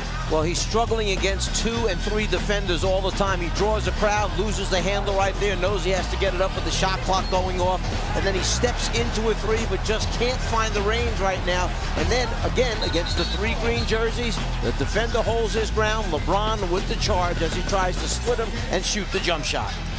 And this crowd here at the Q is totally perplexed. Never imagined.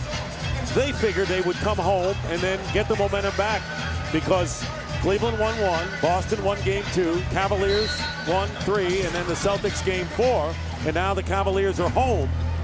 And yet it's the Celtics who are taking the play away and dominating the Cavaliers. Dick, in the regular season, Cleveland averaged 102 points per game. We see Glenn Davis hit the baseline jump shot. Nice feed from Pierce. 102 during the regular season, 103 points per game in their 9 playoff games coming into tonight. And here they are with just 55 points with a little over 2.5 minutes remaining in the third. So true, Czar. Uncharacteristic of the Cavaliers play. And meanwhile, Anthony Parker hits a 3. He's been the leading 3-point shooter for the Cavaliers in the playoffs. Under 2.5 to play in the third quarter, and the Celtics lead by 17. Winner of this game takes the 3-2 lead in the best of 7. And the winner will play the Orlando Magic in the Eastern Conference Finals. But you know, everyone always said, who's going to step up to help LeBron? Jamison and Mo Williams have not yet. They have 7 points each. And LeBron, now trying to step up, has 12 points on only his 2nd field goal of the game. And that's because Pierce got caught going underneath that screen that time. It gave LeBron James a chance to get set. It wasn't a long-range shot. He elevated, was squared up to the basket, knocked it down. And there is Allen going behind, tapped out by Parker into the hands of the Celtics again. Allen goes behind to Rondo. Rondo for 3. He's got it, a big one. And Rondo hits a 3. Allen has 5. That's 6 all told for the Celtics, who are up again by 18. And if you look at the game plan is to make Rondo a jump shooter. Well, that time, one of those times that he answers the call with a 3. And approaching 1 minute remaining in the third quarter, and 6 on the shot clock. And James badly misses a 3. So LeBron now 2 of 11 and 0 for 4 from 3-point range. This is so totally uncharacteristic for the Cavaliers playing at home and the way they are playing in this game. And it's not solitaire, as Red Auerbach once said, as the Celtics turn it over. And the Cavs get it back with just under a minute. This is a group of big men for Boston. I'm talking about Davis and Perkins together that do not allow them to space out the floor. Whenever those 2 big men are on the floor, you see Cleveland collapse to try and take away the penetration. They're not worried about either one of those big guys stepping out for jump shots. Perkins and Allen go out. Allen has scored 22. And Rasheed Wallace, who has 4 fouls, has come in. And the offensive foul called against Varejao, and that'll be 3 on him. This has been a game of consternation for Mike Brown, the Cavaliers head coach. Mike Brown has done a superb job this entire season, juggling all the new players that he had to bring in. He tried a number of different combinations, and that was because he's trying to learn his new players and see which ones played best together. And then you get into a matchup against a veteran Boston team, a Boston team that felt if they had a chance, it was going to be meeting, you see Pierce with that jumper, meeting the Cavaliers in the second round rather than meeting him in the third round, because they might have enough energy just to get by them in this round. So Pierce has 16 points in this game, and that is his series high. After scoring only 9 on Sunday, his series low. Parker goes up, the basket counts, and the foul as well, and a chance for the three-point play for Anthony Parker. So you chase him off the three-point line, but then you let him get inside the defense. You wind up fouling him from behind on the side there. The ball goes in. He still winds up with the ability to put 3 points on the scoreboard. And Dick, what I was referring to about Boston is they felt that if they had to go through 2 series and then meet up with Cleveland, they might not have enough energy. But if they could meet the Cavs in the second round, they just might have enough, because they felt confident enough they knew how to attack Cleveland's defense. And as you know from your experience, it's a war of attrition, especially with veteran teams playing long series as they go along, which is why the Orlando Magic are sitting pretty where they are, dispatching 2 teams. And I know they could be a little rusty when they end up playing the winner of this series, but they are in perfect position right now, 8-0 in the playoffs. Their confidence level should be very high. Physically, they should be in real good shape, and that's why head coach Stan Van Gundy kept preaching to them, end it while we can. Final seconds of this third quarter. Rajon Rondo's come alive, and here's Rasheed Wallace missing, and that'll do it. Celtics extend the lead to 17. LeBron James has 12 on 2 baskets, and it was Rondo who scored 12 in the third quarter, a quarter in which the Celtics outscore the Cavaliers 30-19. Celtics up by a whopping 80-63 margin, scoring 30 points in each of the last 2 quarters they played. And a few moments ago, David Aldridge caught up with Mike Brown, the Cavs head coach. Mike, why are they having so much success in the half court against your defense right now? Right now, we're not doing a good job with Ray. We're supposed to be blitzing his pin downs. He's still getting loose on us. We got to do a better job of just running bodies at him as he's coming off that pin down. And what do you see offensively with LeBron? Why is he so stagnant and not getting involved today? You know, he's missed some jump shots. He's got to try to attack, and that's what we're going to tell him. Look to attack this fourth quarter. Thanks, Mike. Thank you. All right, thank you very much, David. Here is Ilgauskas. Gibson is in the game and tries to keep it alive and can't. So it's Pierce along with Rondo, Davis, Tony Allen, and Rasheed Wallace.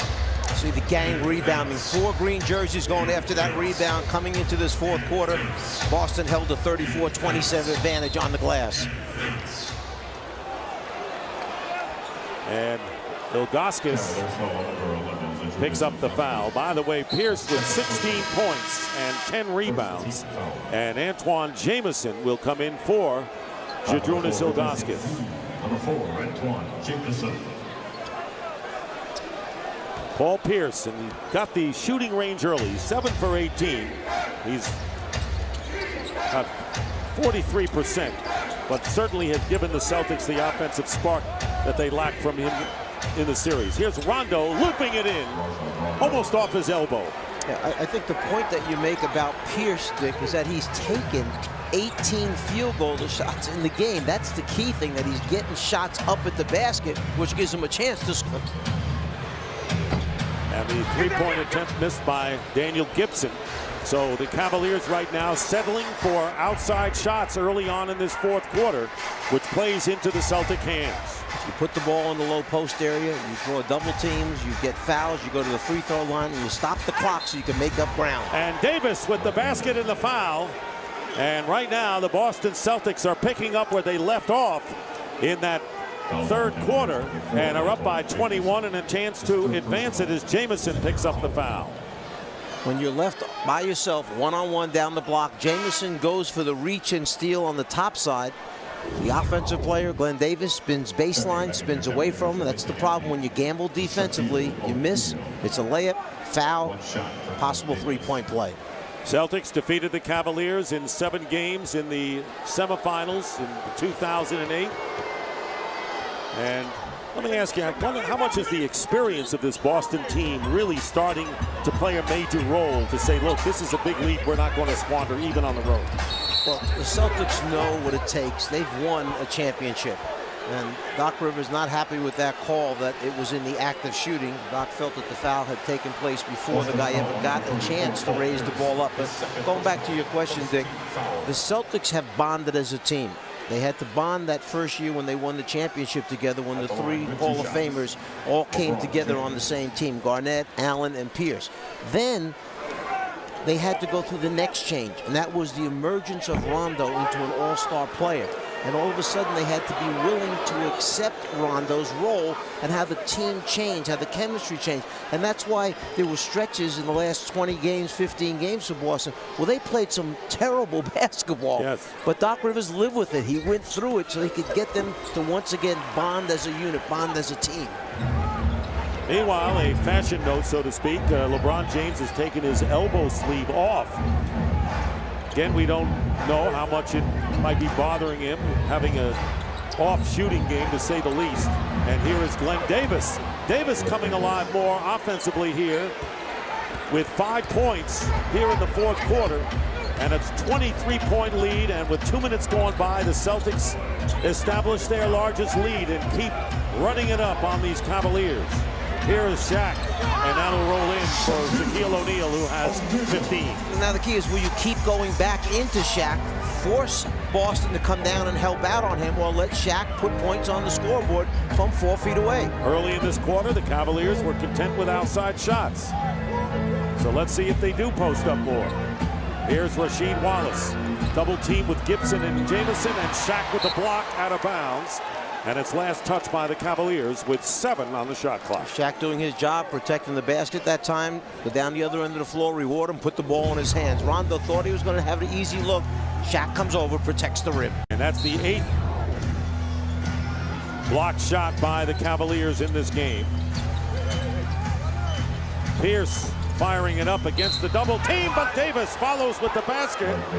So Glenn Davis, in his 3rd year from LSU, who did not play in the first 27 games with a broken right thumb, has come up big in the 4th. And that's because Shaq is over there trying to protect against the drive to the basket. Who's left to block out Davis? No one. The guard underneath, too small. Score and foul. 7 points right now for Davis, and it was Kevin Garnett who said, when the Celtics bench plays well, we win. Pure and simple. And that's what they're doing as this game wears on, as you see Parker come into the game for Cleveland. Well, you know, if the Celtics' big three wind up all having great nights on the same night, that's good enough to carry the team to victory. But sometimes you can't depend on all 3 of them having those kind of nights. 2 out of the 3. Then where do you get the lift from? That second unit. And you see Garnett, who has had a terrific game. Celtics doing this in the 4th quarter while he's on the bench, and Shaq is fouled. It's a 24-point game, and this crowd is in utter silence. The foul will be against Rasheed Wallace, and that will be number 5 on Wallace. But there are so many adjustments that take place in playoff games. That's why it's so hard for rookies that are just average players by NBA standards, not superstars coming in, but average players. That's why it takes them a while. That's why veteran teams tend to win, because they understand the adjustments, how many times you're switching, where you're forcing the basketball, when you have to take fouls, all very important to play games. Shaq 3 for 5 from the foul line tonight.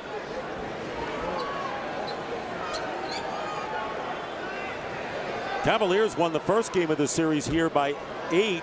Celtics stunned them, winning by 18 in game 2. And then Cleveland, when the series went to Boston, won by 29 before the Celtics ended up surviving by 10.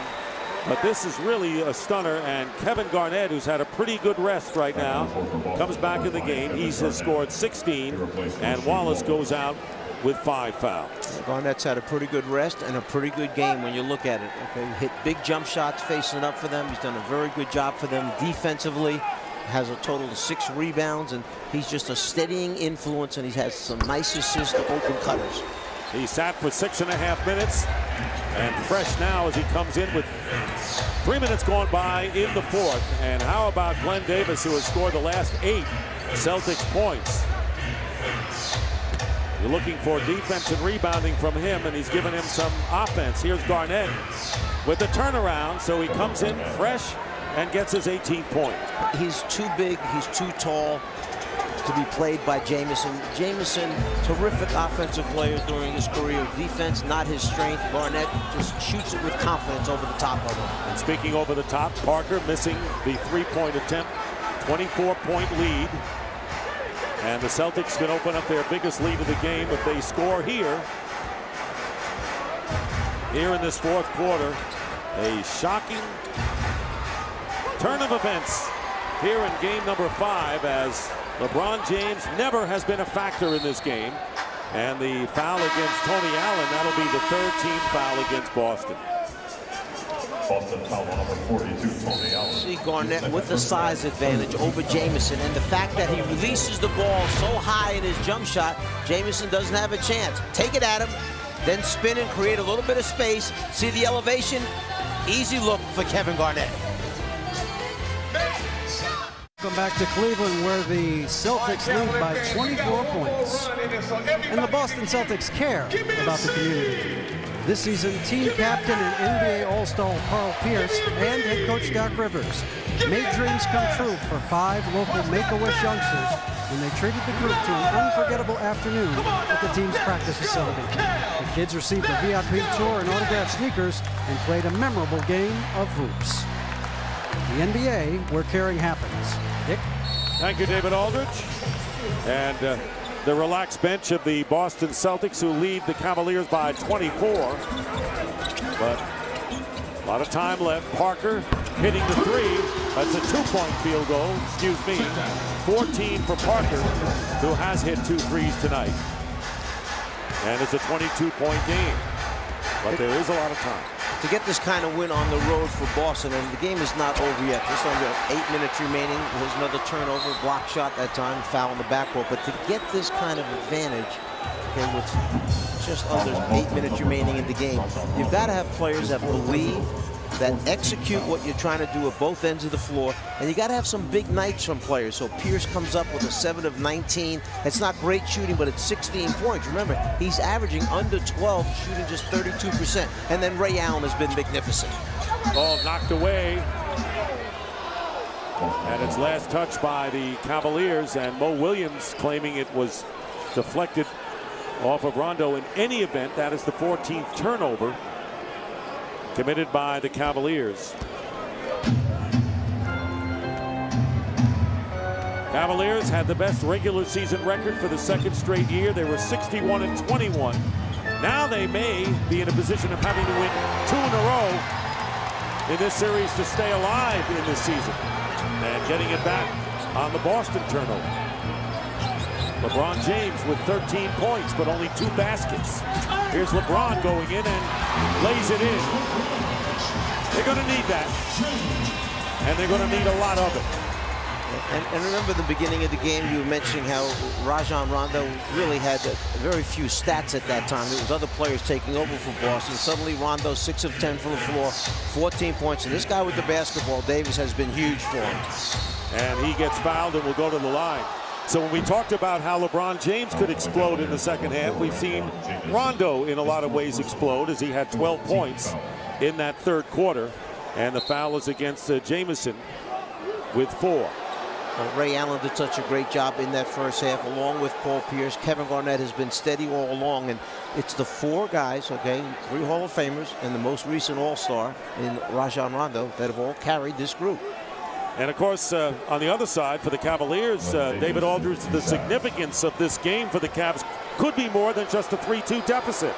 You know it, Dick. You and Mike both talked about it, the possibility, and we stress possibility, that this could be LeBron James's final game here in Cleveland if the Cavaliers do not come back and win this game and lose Game 6 in Boston. It's something that is an anxiety-ridden city has to always deal with. The local group, real Cavs fans, commissioned this mural about LeBron James asking him to stay here. He has continually been vague about his intentions, other than he's going to explore free agency and see what's out there, but it's something that's always in every Cavaliers fan's mind. All right, David, thank you. As Jamison gets his rebound and puts it through. 20-point lead for the Celtics, 6.5 to go in the fourth. Celtics, remember, have won 2 of the 4 games that they played here at the Q this year. And trying to make it 3 out of 5. Pierce inside, and Davis is fouled before he goes up with the shot. Davis is 6 for 7 from the free throw line. Dan Gilbert, of course, is the owner of the Cavaliers, and of course a lot of that will be on his shoulders to try to keep Shaq in Cleveland. There's nobody that would do more than Dan Gilbert would. This owner has come into the city and he has made a tremendous commitment. This arena has been spruced up. He's invested more money in signage and changing the color of the seats, and they just put on a great show here. He's just a great owner. Everyone wanted to know how LeBron James would come out in this game.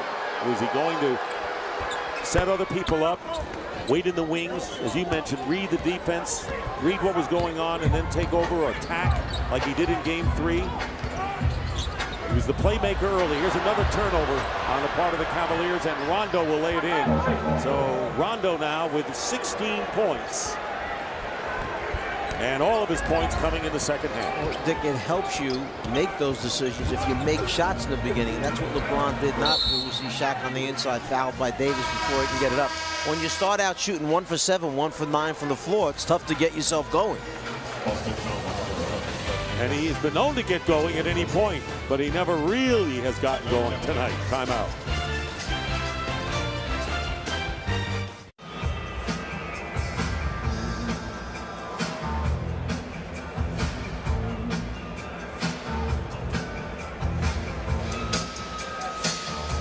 Celtics lead the Cavaliers by 23 here in the fourth quarter. And it's time for Taste Greatness presented by Miller Lite. And that Sunday performance ranks by Rajon Rondo, ranks with Wilt Chamberlain and Oscar Robertson. Great triple doubles. And all Rondo said, never saw the other guys play. I know Wilt wore number 13. And Rondo, really a humble guy. And David Aldridge talked about how he has taken over and really been a respected leader. Very smart in school. In fact, he was even bored in high school and in college, a math whiz. So the intelligence has carried him well as he really has made his mark in this series. Yeah, early on, Doc said he certainly had a lot of questions when we were talking about how we're going to play this and how we're going to play that and how we're going to do this. He said he is very intelligent. A lot of questions. Shaq with the free throw, and empty seats begin to show up here at the Q. And here is Davis missing from the corner and comes up a bit lame as somebody might have stepped on his foot, and the foul will be against Shaquille O'Neal, his third.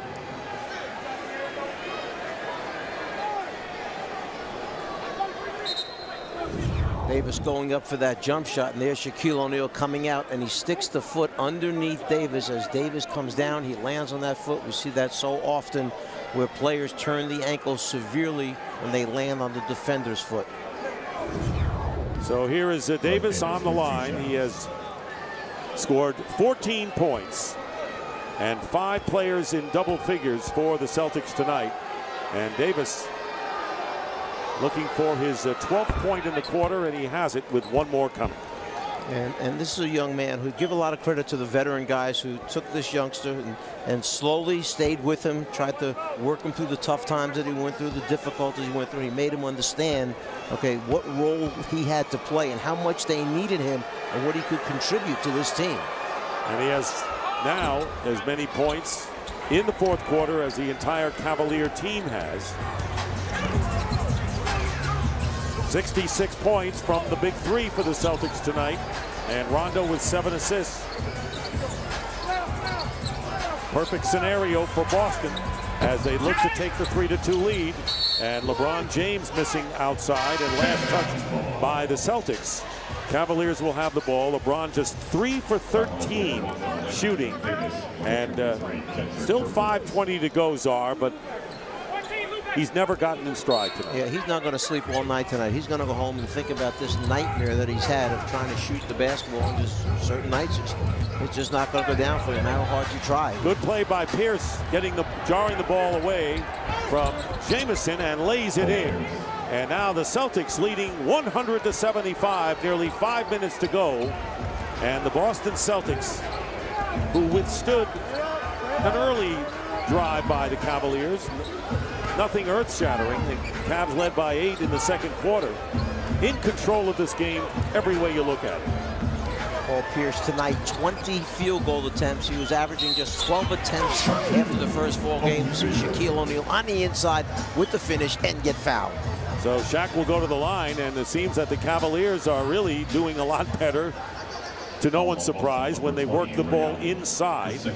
Shaq now with 20 points. Varejao is going to come in the game, and this has been the best scoring game for Shaq in this series. I'm sure that Doc Rivers, coach of Boston, and his assistants and the team would be very happy with Shaquille O'Neal scoring 20 to 25 points, but holding LeBron James to 3 of 13 shooting, just 15 points, 7 assists for LeBron. You've got to give up something to get something. If you're going to send 2 and 3 guys at LeBron all the time, then you're going to find openings in the defense, and Shaq close to the basket will finish. Winner of the series will face the Orlando Magic in the Eastern Conference Finals, as Shaq, with the 3-point play, has 21. Intentional foul that time. Varejao goes over, fouls Perkins on the inside to send him to the free throw line. And the right guy who would foul, as Perkins has struggled from the line. And of course, the Western Conference Finals will be a great battle coming up, and you'll see it all exclusively on TNT between the Lakers and the Suns. And here's a look at the upcoming national TV schedule. On Thursday, ESPN at 7:30, Game 6, and the Celtics at home. And at this point, barring an incredible comeback, will be looking to eliminate the Cavaliers in 6 games and move on to that series against Orlando. ABC Sunday, 3 o'clock, Game 7 if necessary. Cleveland would have to win a Game 6, or it'll be Game 1 of the Eastern Conference Finals. 1 out of 2 from the line, and Rondo trying to save it. And the Celtics will have the ball. 4:42 to go, and in a little while, Czar, we're going to delve into that Lakers-Suns battle, which should be a great one. And they'll have to inbound once more. Okay, so the Lakers, who took 3 out of 4 from the Suns in the regular season, and these are the numbers. What do you draw from what we've seen so far in the playoffs from both of these teams? Well, obviously a huge size advantage for the Los Angeles Lakers. Pau Gasol, we've seen another intentional foul by Hickson that time on Perkins. Perkins came into this game shooting just 2 of 5, 40%. And in this game, he's 2 for 4, or rather 3 for 5 from the free throw line. But going back to the Lakers-Suns, huge size advantage. Gasol has played terrific basketball at both ends of the floor. Bynum inside with Gasol, a big front line for them to handle. However, Phoenix, okay, with the speed and quickness and a much improved defensive team for the Suns, have been playing outstanding basketball. Yeah, this has been a different Phoenix team than we've seen, and right now Garnett getting Rondo away from further trouble, and a double technical fouls have been issued as Rajon Rondo and Mo Williams. So that's the second time tonight we've had double technicals, and Doc Rivers saying, look, you're smarter than that. Yeah, I mean, Doc is telling him, look, we're going on game tonight and win this game tonight. I'm worried about the next game. We got to have you around for the next game. Don't do anything that doesn't make sense for us.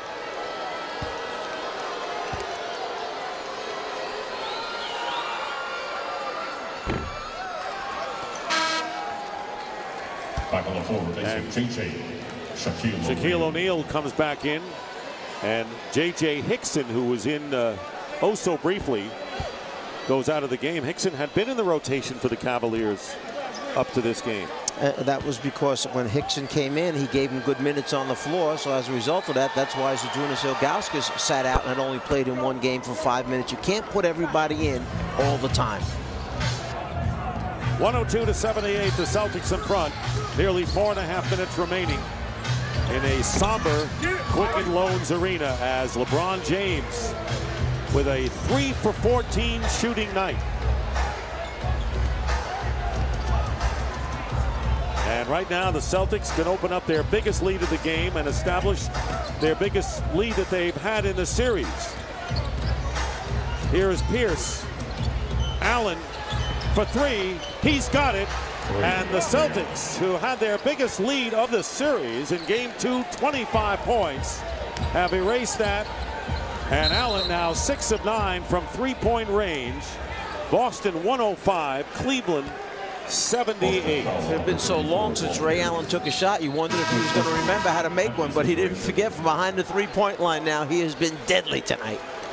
And one shining moment for the Cleveland Cavaliers organization, Joe Tate, who has been the voice of the Cavaliers and really has meant as much to Cleveland basketball fans as the late Ernie Harwell had meant to the Detroit Tiger baseball fans in Detroit, was named as the winner of the Kurt Gowdy Award, the Naismith Basketball Hall of Fame. From the electronic end of it, Joe Tate, 38 years as the voice, and has won the 2010 Gowdy Award. And for the print media, Jackie McMullen, who is an outstanding sports writer for the Boston Globe and a beat writer for covering the Boston Celtics. So it's funny that the Celtics Cavaliers, they both have a relationship tonight, and came up with that great book on Bird and Magic. She won the print award as Allen will foul to go to the line. Dick, to show you how much respect, people have for Joe Tate, when I was named head coach in Cleveland, and I had heard, obviously knew of Joe Tate, and I had heard from the players, from the organization, from people, how they respected this man. When we got together for our first trip, Joe said to me, "Where do you want me to sit, Coach?" And I said, "Joe, you sit wherever you want. We'll all fill in behind you." So whether it's the bus or the plane, that's the main guy right there. Just a great broadcaster, a great person involved with this organization for so many years.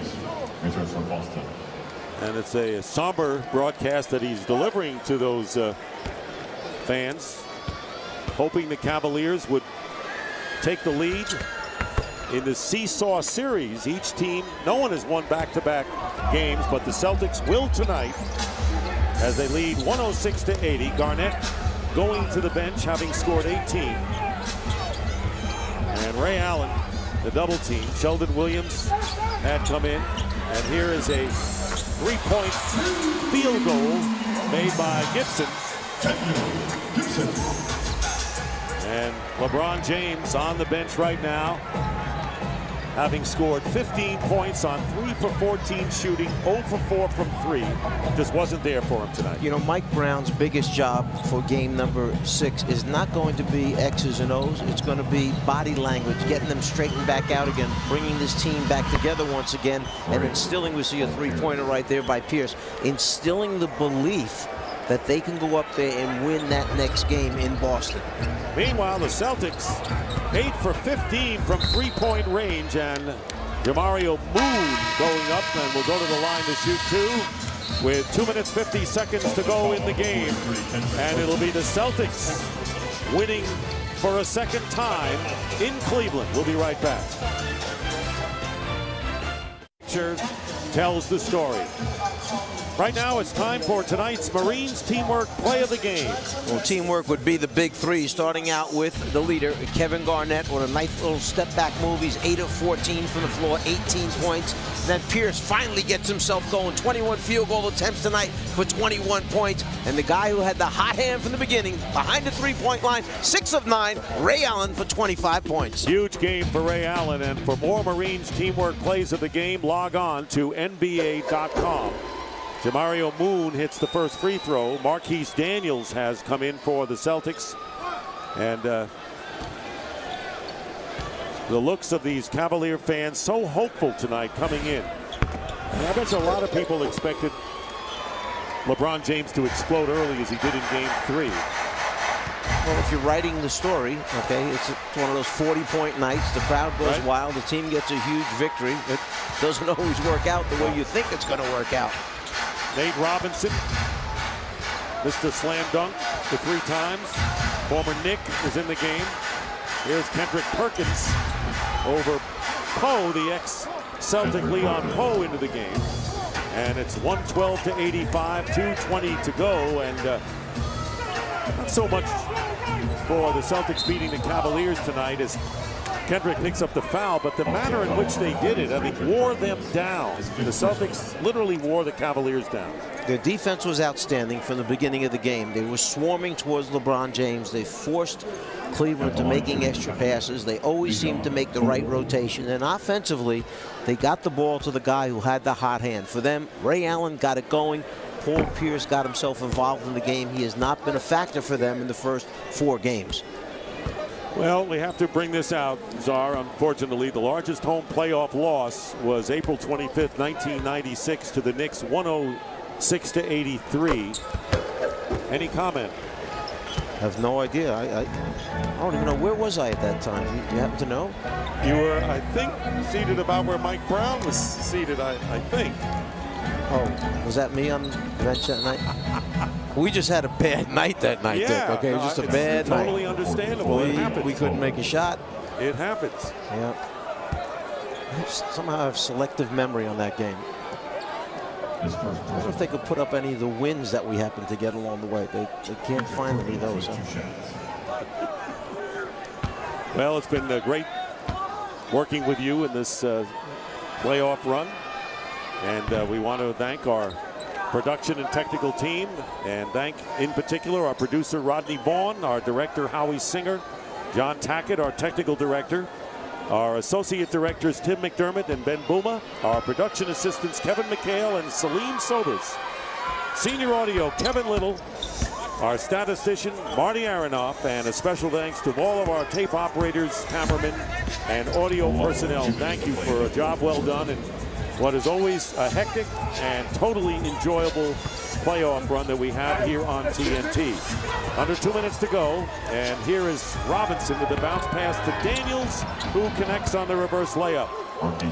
So the Celtics lead by 30. The problem, Dick, is that as teams get eliminated, you don't quite need as many broadcast teams down the stretch. So we've had a terrific group that have stayed together here, and very nice to wind up doing this big game tonight here, and thank you so much. Oh, thank you. It's been a blast working with you over these years, and we have a great group that's going to take us through the Western Conference Finals as Moon hits the jumper. Marv Albert and Doug Collins will be manning the Western Conference Finals that will start next Monday on TNT at the Staples Center in Los Angeles. It'll be the Suns and the Lakers, and you want to talk about marquee value. You got Steve Nash, Amari Stoudemire, and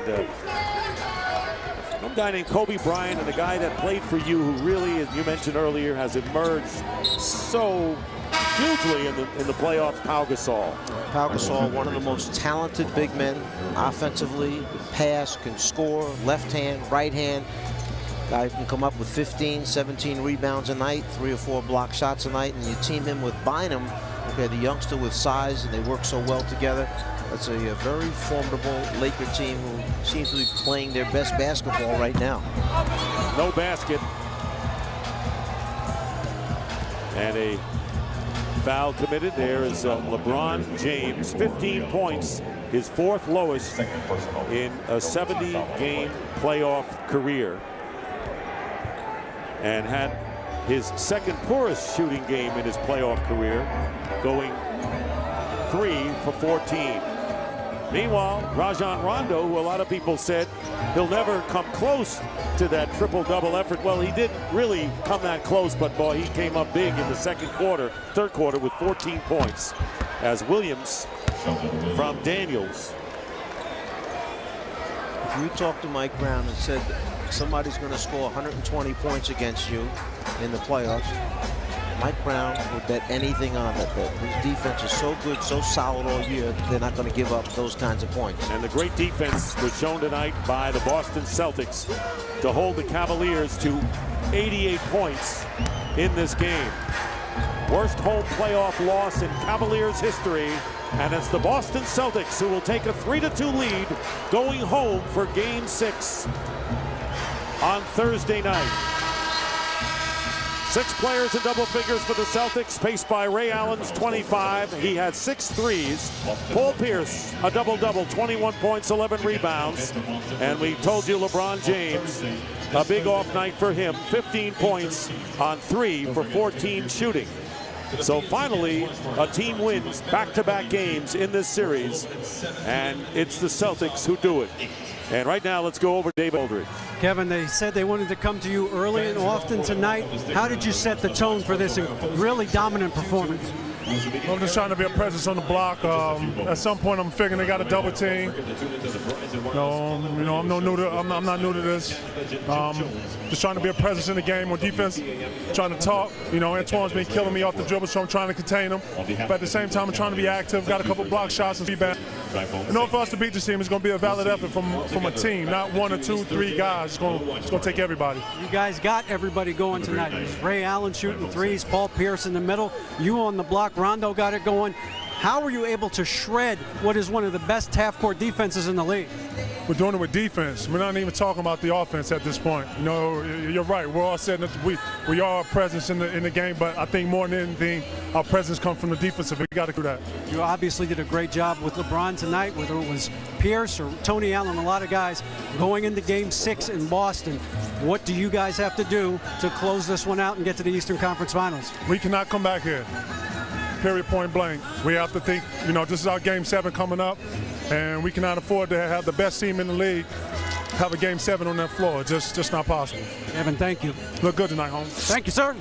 Back to you, Dick. All right, David. So 64 of the 120 points scored by the old three amigos tonight for the Boston Celtics. And our final score, once again, the Celtics 120, the Cavaliers 88.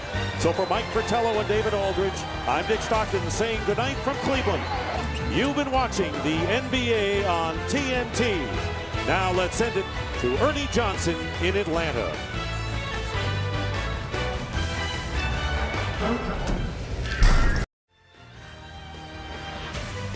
It's Inside the NBA, and it's presented by Hyundai. Comes your way live from Studio J in Atlanta, the TNT Arena, on a night when the Boston Celtics went to Cleveland and beat the Cavs. Beat down is a better word. By 32, 120 to 88 to take a 3-2 series lead. Welcome, everybody. Ernie Johnson, Penny the Jet Smith, Charles Barkley. There was an article in the Boston Globe this morning. Headline was, Cavs in dire need of MVP caliber performance. Didn't happen. Not even close. I got no idea. I got to wonder about LeBron James' mindset. And what I mean by that, he doesn't have to play great, but you remember how he played in Game 3, just attack, attack, attack? This was an attack game. To get the crowd going, to get him going, get those other guys going. And listen, I take my hat off to the Celtics, but I cannot believe they won that game by 30 points tonight. I mean, if they won the game, I'd be surprised. But to go in there, and there was never a doubt in your mind once the third quarter started that they were going to lose that game. Well, there's two things, I just got a text from a friend that said George Foreman hits hard, and that's the Celtics. He does hit hard. And the second part is the Celtics, to me, are like a leaky wall. Because when you start to plug one area, then the other one leaks. And then the other one leaks. And then because they have so many people, they're not good enough individually, Kevin Garnett, Paul Pierce, and Ray Allen in their career to get it done. But each guy can give you a night. And then you threw in that game, I think it was Game 2, you threw in Rasheed, gave you 13. You get another guy giving you 13 or 14 off the bench. That's what the Boston Celtics are about, because not only that, they're a little bit healthier, a lot healthier than they was in the regular season. So now they can actually play the way that Doc Rivers has envisioned him to play. And I got to tell you something, Ernie. As a fan, and I've said all year, I think LeBron James is the best basketball player in the world. But I'm 100% disappointed. Not the fact that he did not have a good game. Clearly he didn't have a good game. But his mentality and how he did it. His mentality about, like, I go back, I played against a Michael Jordan, a Karl Malone, a Patrick Ewing. Listen, that gun was going to be empty by the end of the game. And I did not see that tonight. Clearly it had happened in the Game 2. But tonight, in the biggest game of the season, this was clearly the biggest game of the season, I did not see the aggressiveness that I needed from an MVP at all. 15 points, 6 rebounds, 7 assists, 3 of 14 shooting for LeBron. Here's the way it played out at the cue. Glad they stopped him. Rajon Rondo did not score in the first half, as a matter of fact. Didn't matter. He set the pace, Ernie. He still had the pace. LeBron James had, a couple of great moments, but they were far and few. But Rondo today he was plugged up. The whole way that plug was open. So, okay, Paul Pierce says it, but he created the pace. Yeah, but still created LeBron, hey, listen, LeBron's talking about he going to stop Rajon Rondo. He better be worried about Paul Pierce. And that's one of the things we said, Ernie. Yep. That's one of the things we said. These guys talking about he going to stop Rondo. He's going to get Paul Pierce going, and that's what happened. Paul Pierce was just killing them tonight. Cleveland led 29-21 when Boston went on a 16-0 run to take an 8-point lead, and then they were never headed. Good defense, a lot of indecision on the Cleveland's part. A lot of times, LeBron would step in there and either take the charge or get the block, but tonight, Paul Pierce is already rolling. I'm going to figure out a way to score. So it's a 6-point game at the half, 50-44. And then Boston comes out in the third quarter. Ray Allen. Hit him right in the mouth there with a 3 by Ray Allen. He hit another one after that. Ray, toughest shot. Ray Allen is like Dan Marino, man. He just a little flick of the wrist. 23-8 run to start the third quarter for the Celtics. LeBron ahead of the pack there for what it's worth. Hits his first field goal of the game right there in the third quarter. Ray. Right between the eyes. And then off the bench, you had Glenn Davis contributing. He had 15 points on the night. Oh, good spin off. See, and then you get 15 from Big Baby. So you got it from Allen in the other game, and you get 15 from him in this game because the Celtics, like I say, they do it by committee. They don't do it by individuals. It's a committee. And the difference tonight, all of the big three were on. And then Rondo got it together in the second half. He had 12 points in the third quarter and finished with 16 points, 7 assists. Ernie, me and Kenny was sitting in the green room. Those were some of the ugly fan scenes we have seen in a long time. Not ugly as in ugly look, no, just ugly as in ugly looks. Well, that one guy was just ugly guy. As in long faces and shocked looks at that final score, 120-88. Pierce goes for 21, 11, and 7. Garnett 18 and 6. Ray Allen 25, including 6 out of 9 from the Promised Land. Rondo 16 and 7. Ernie, you can look Davis at 15. You can look at one thing on that sheet. What's that? I love Shaquille O'Neal, one of my favorite people. At this stage of his career, he can't be their leading scorer. They're in trouble if he's going to be their leading. He played very well, I might add. But at this stage of his career, if he's going to be the leading scorer, they're in trouble. ESPN will have Game 6 Thursday in Boston. Recover fueled by G Series. Here's what LeBron James will be trying to recover from. 15 points on 3 of 14, his second worst shooting night in his playoff career. He was once 2 for 18 at Boston in 2008. You better call Michael Jordan and get some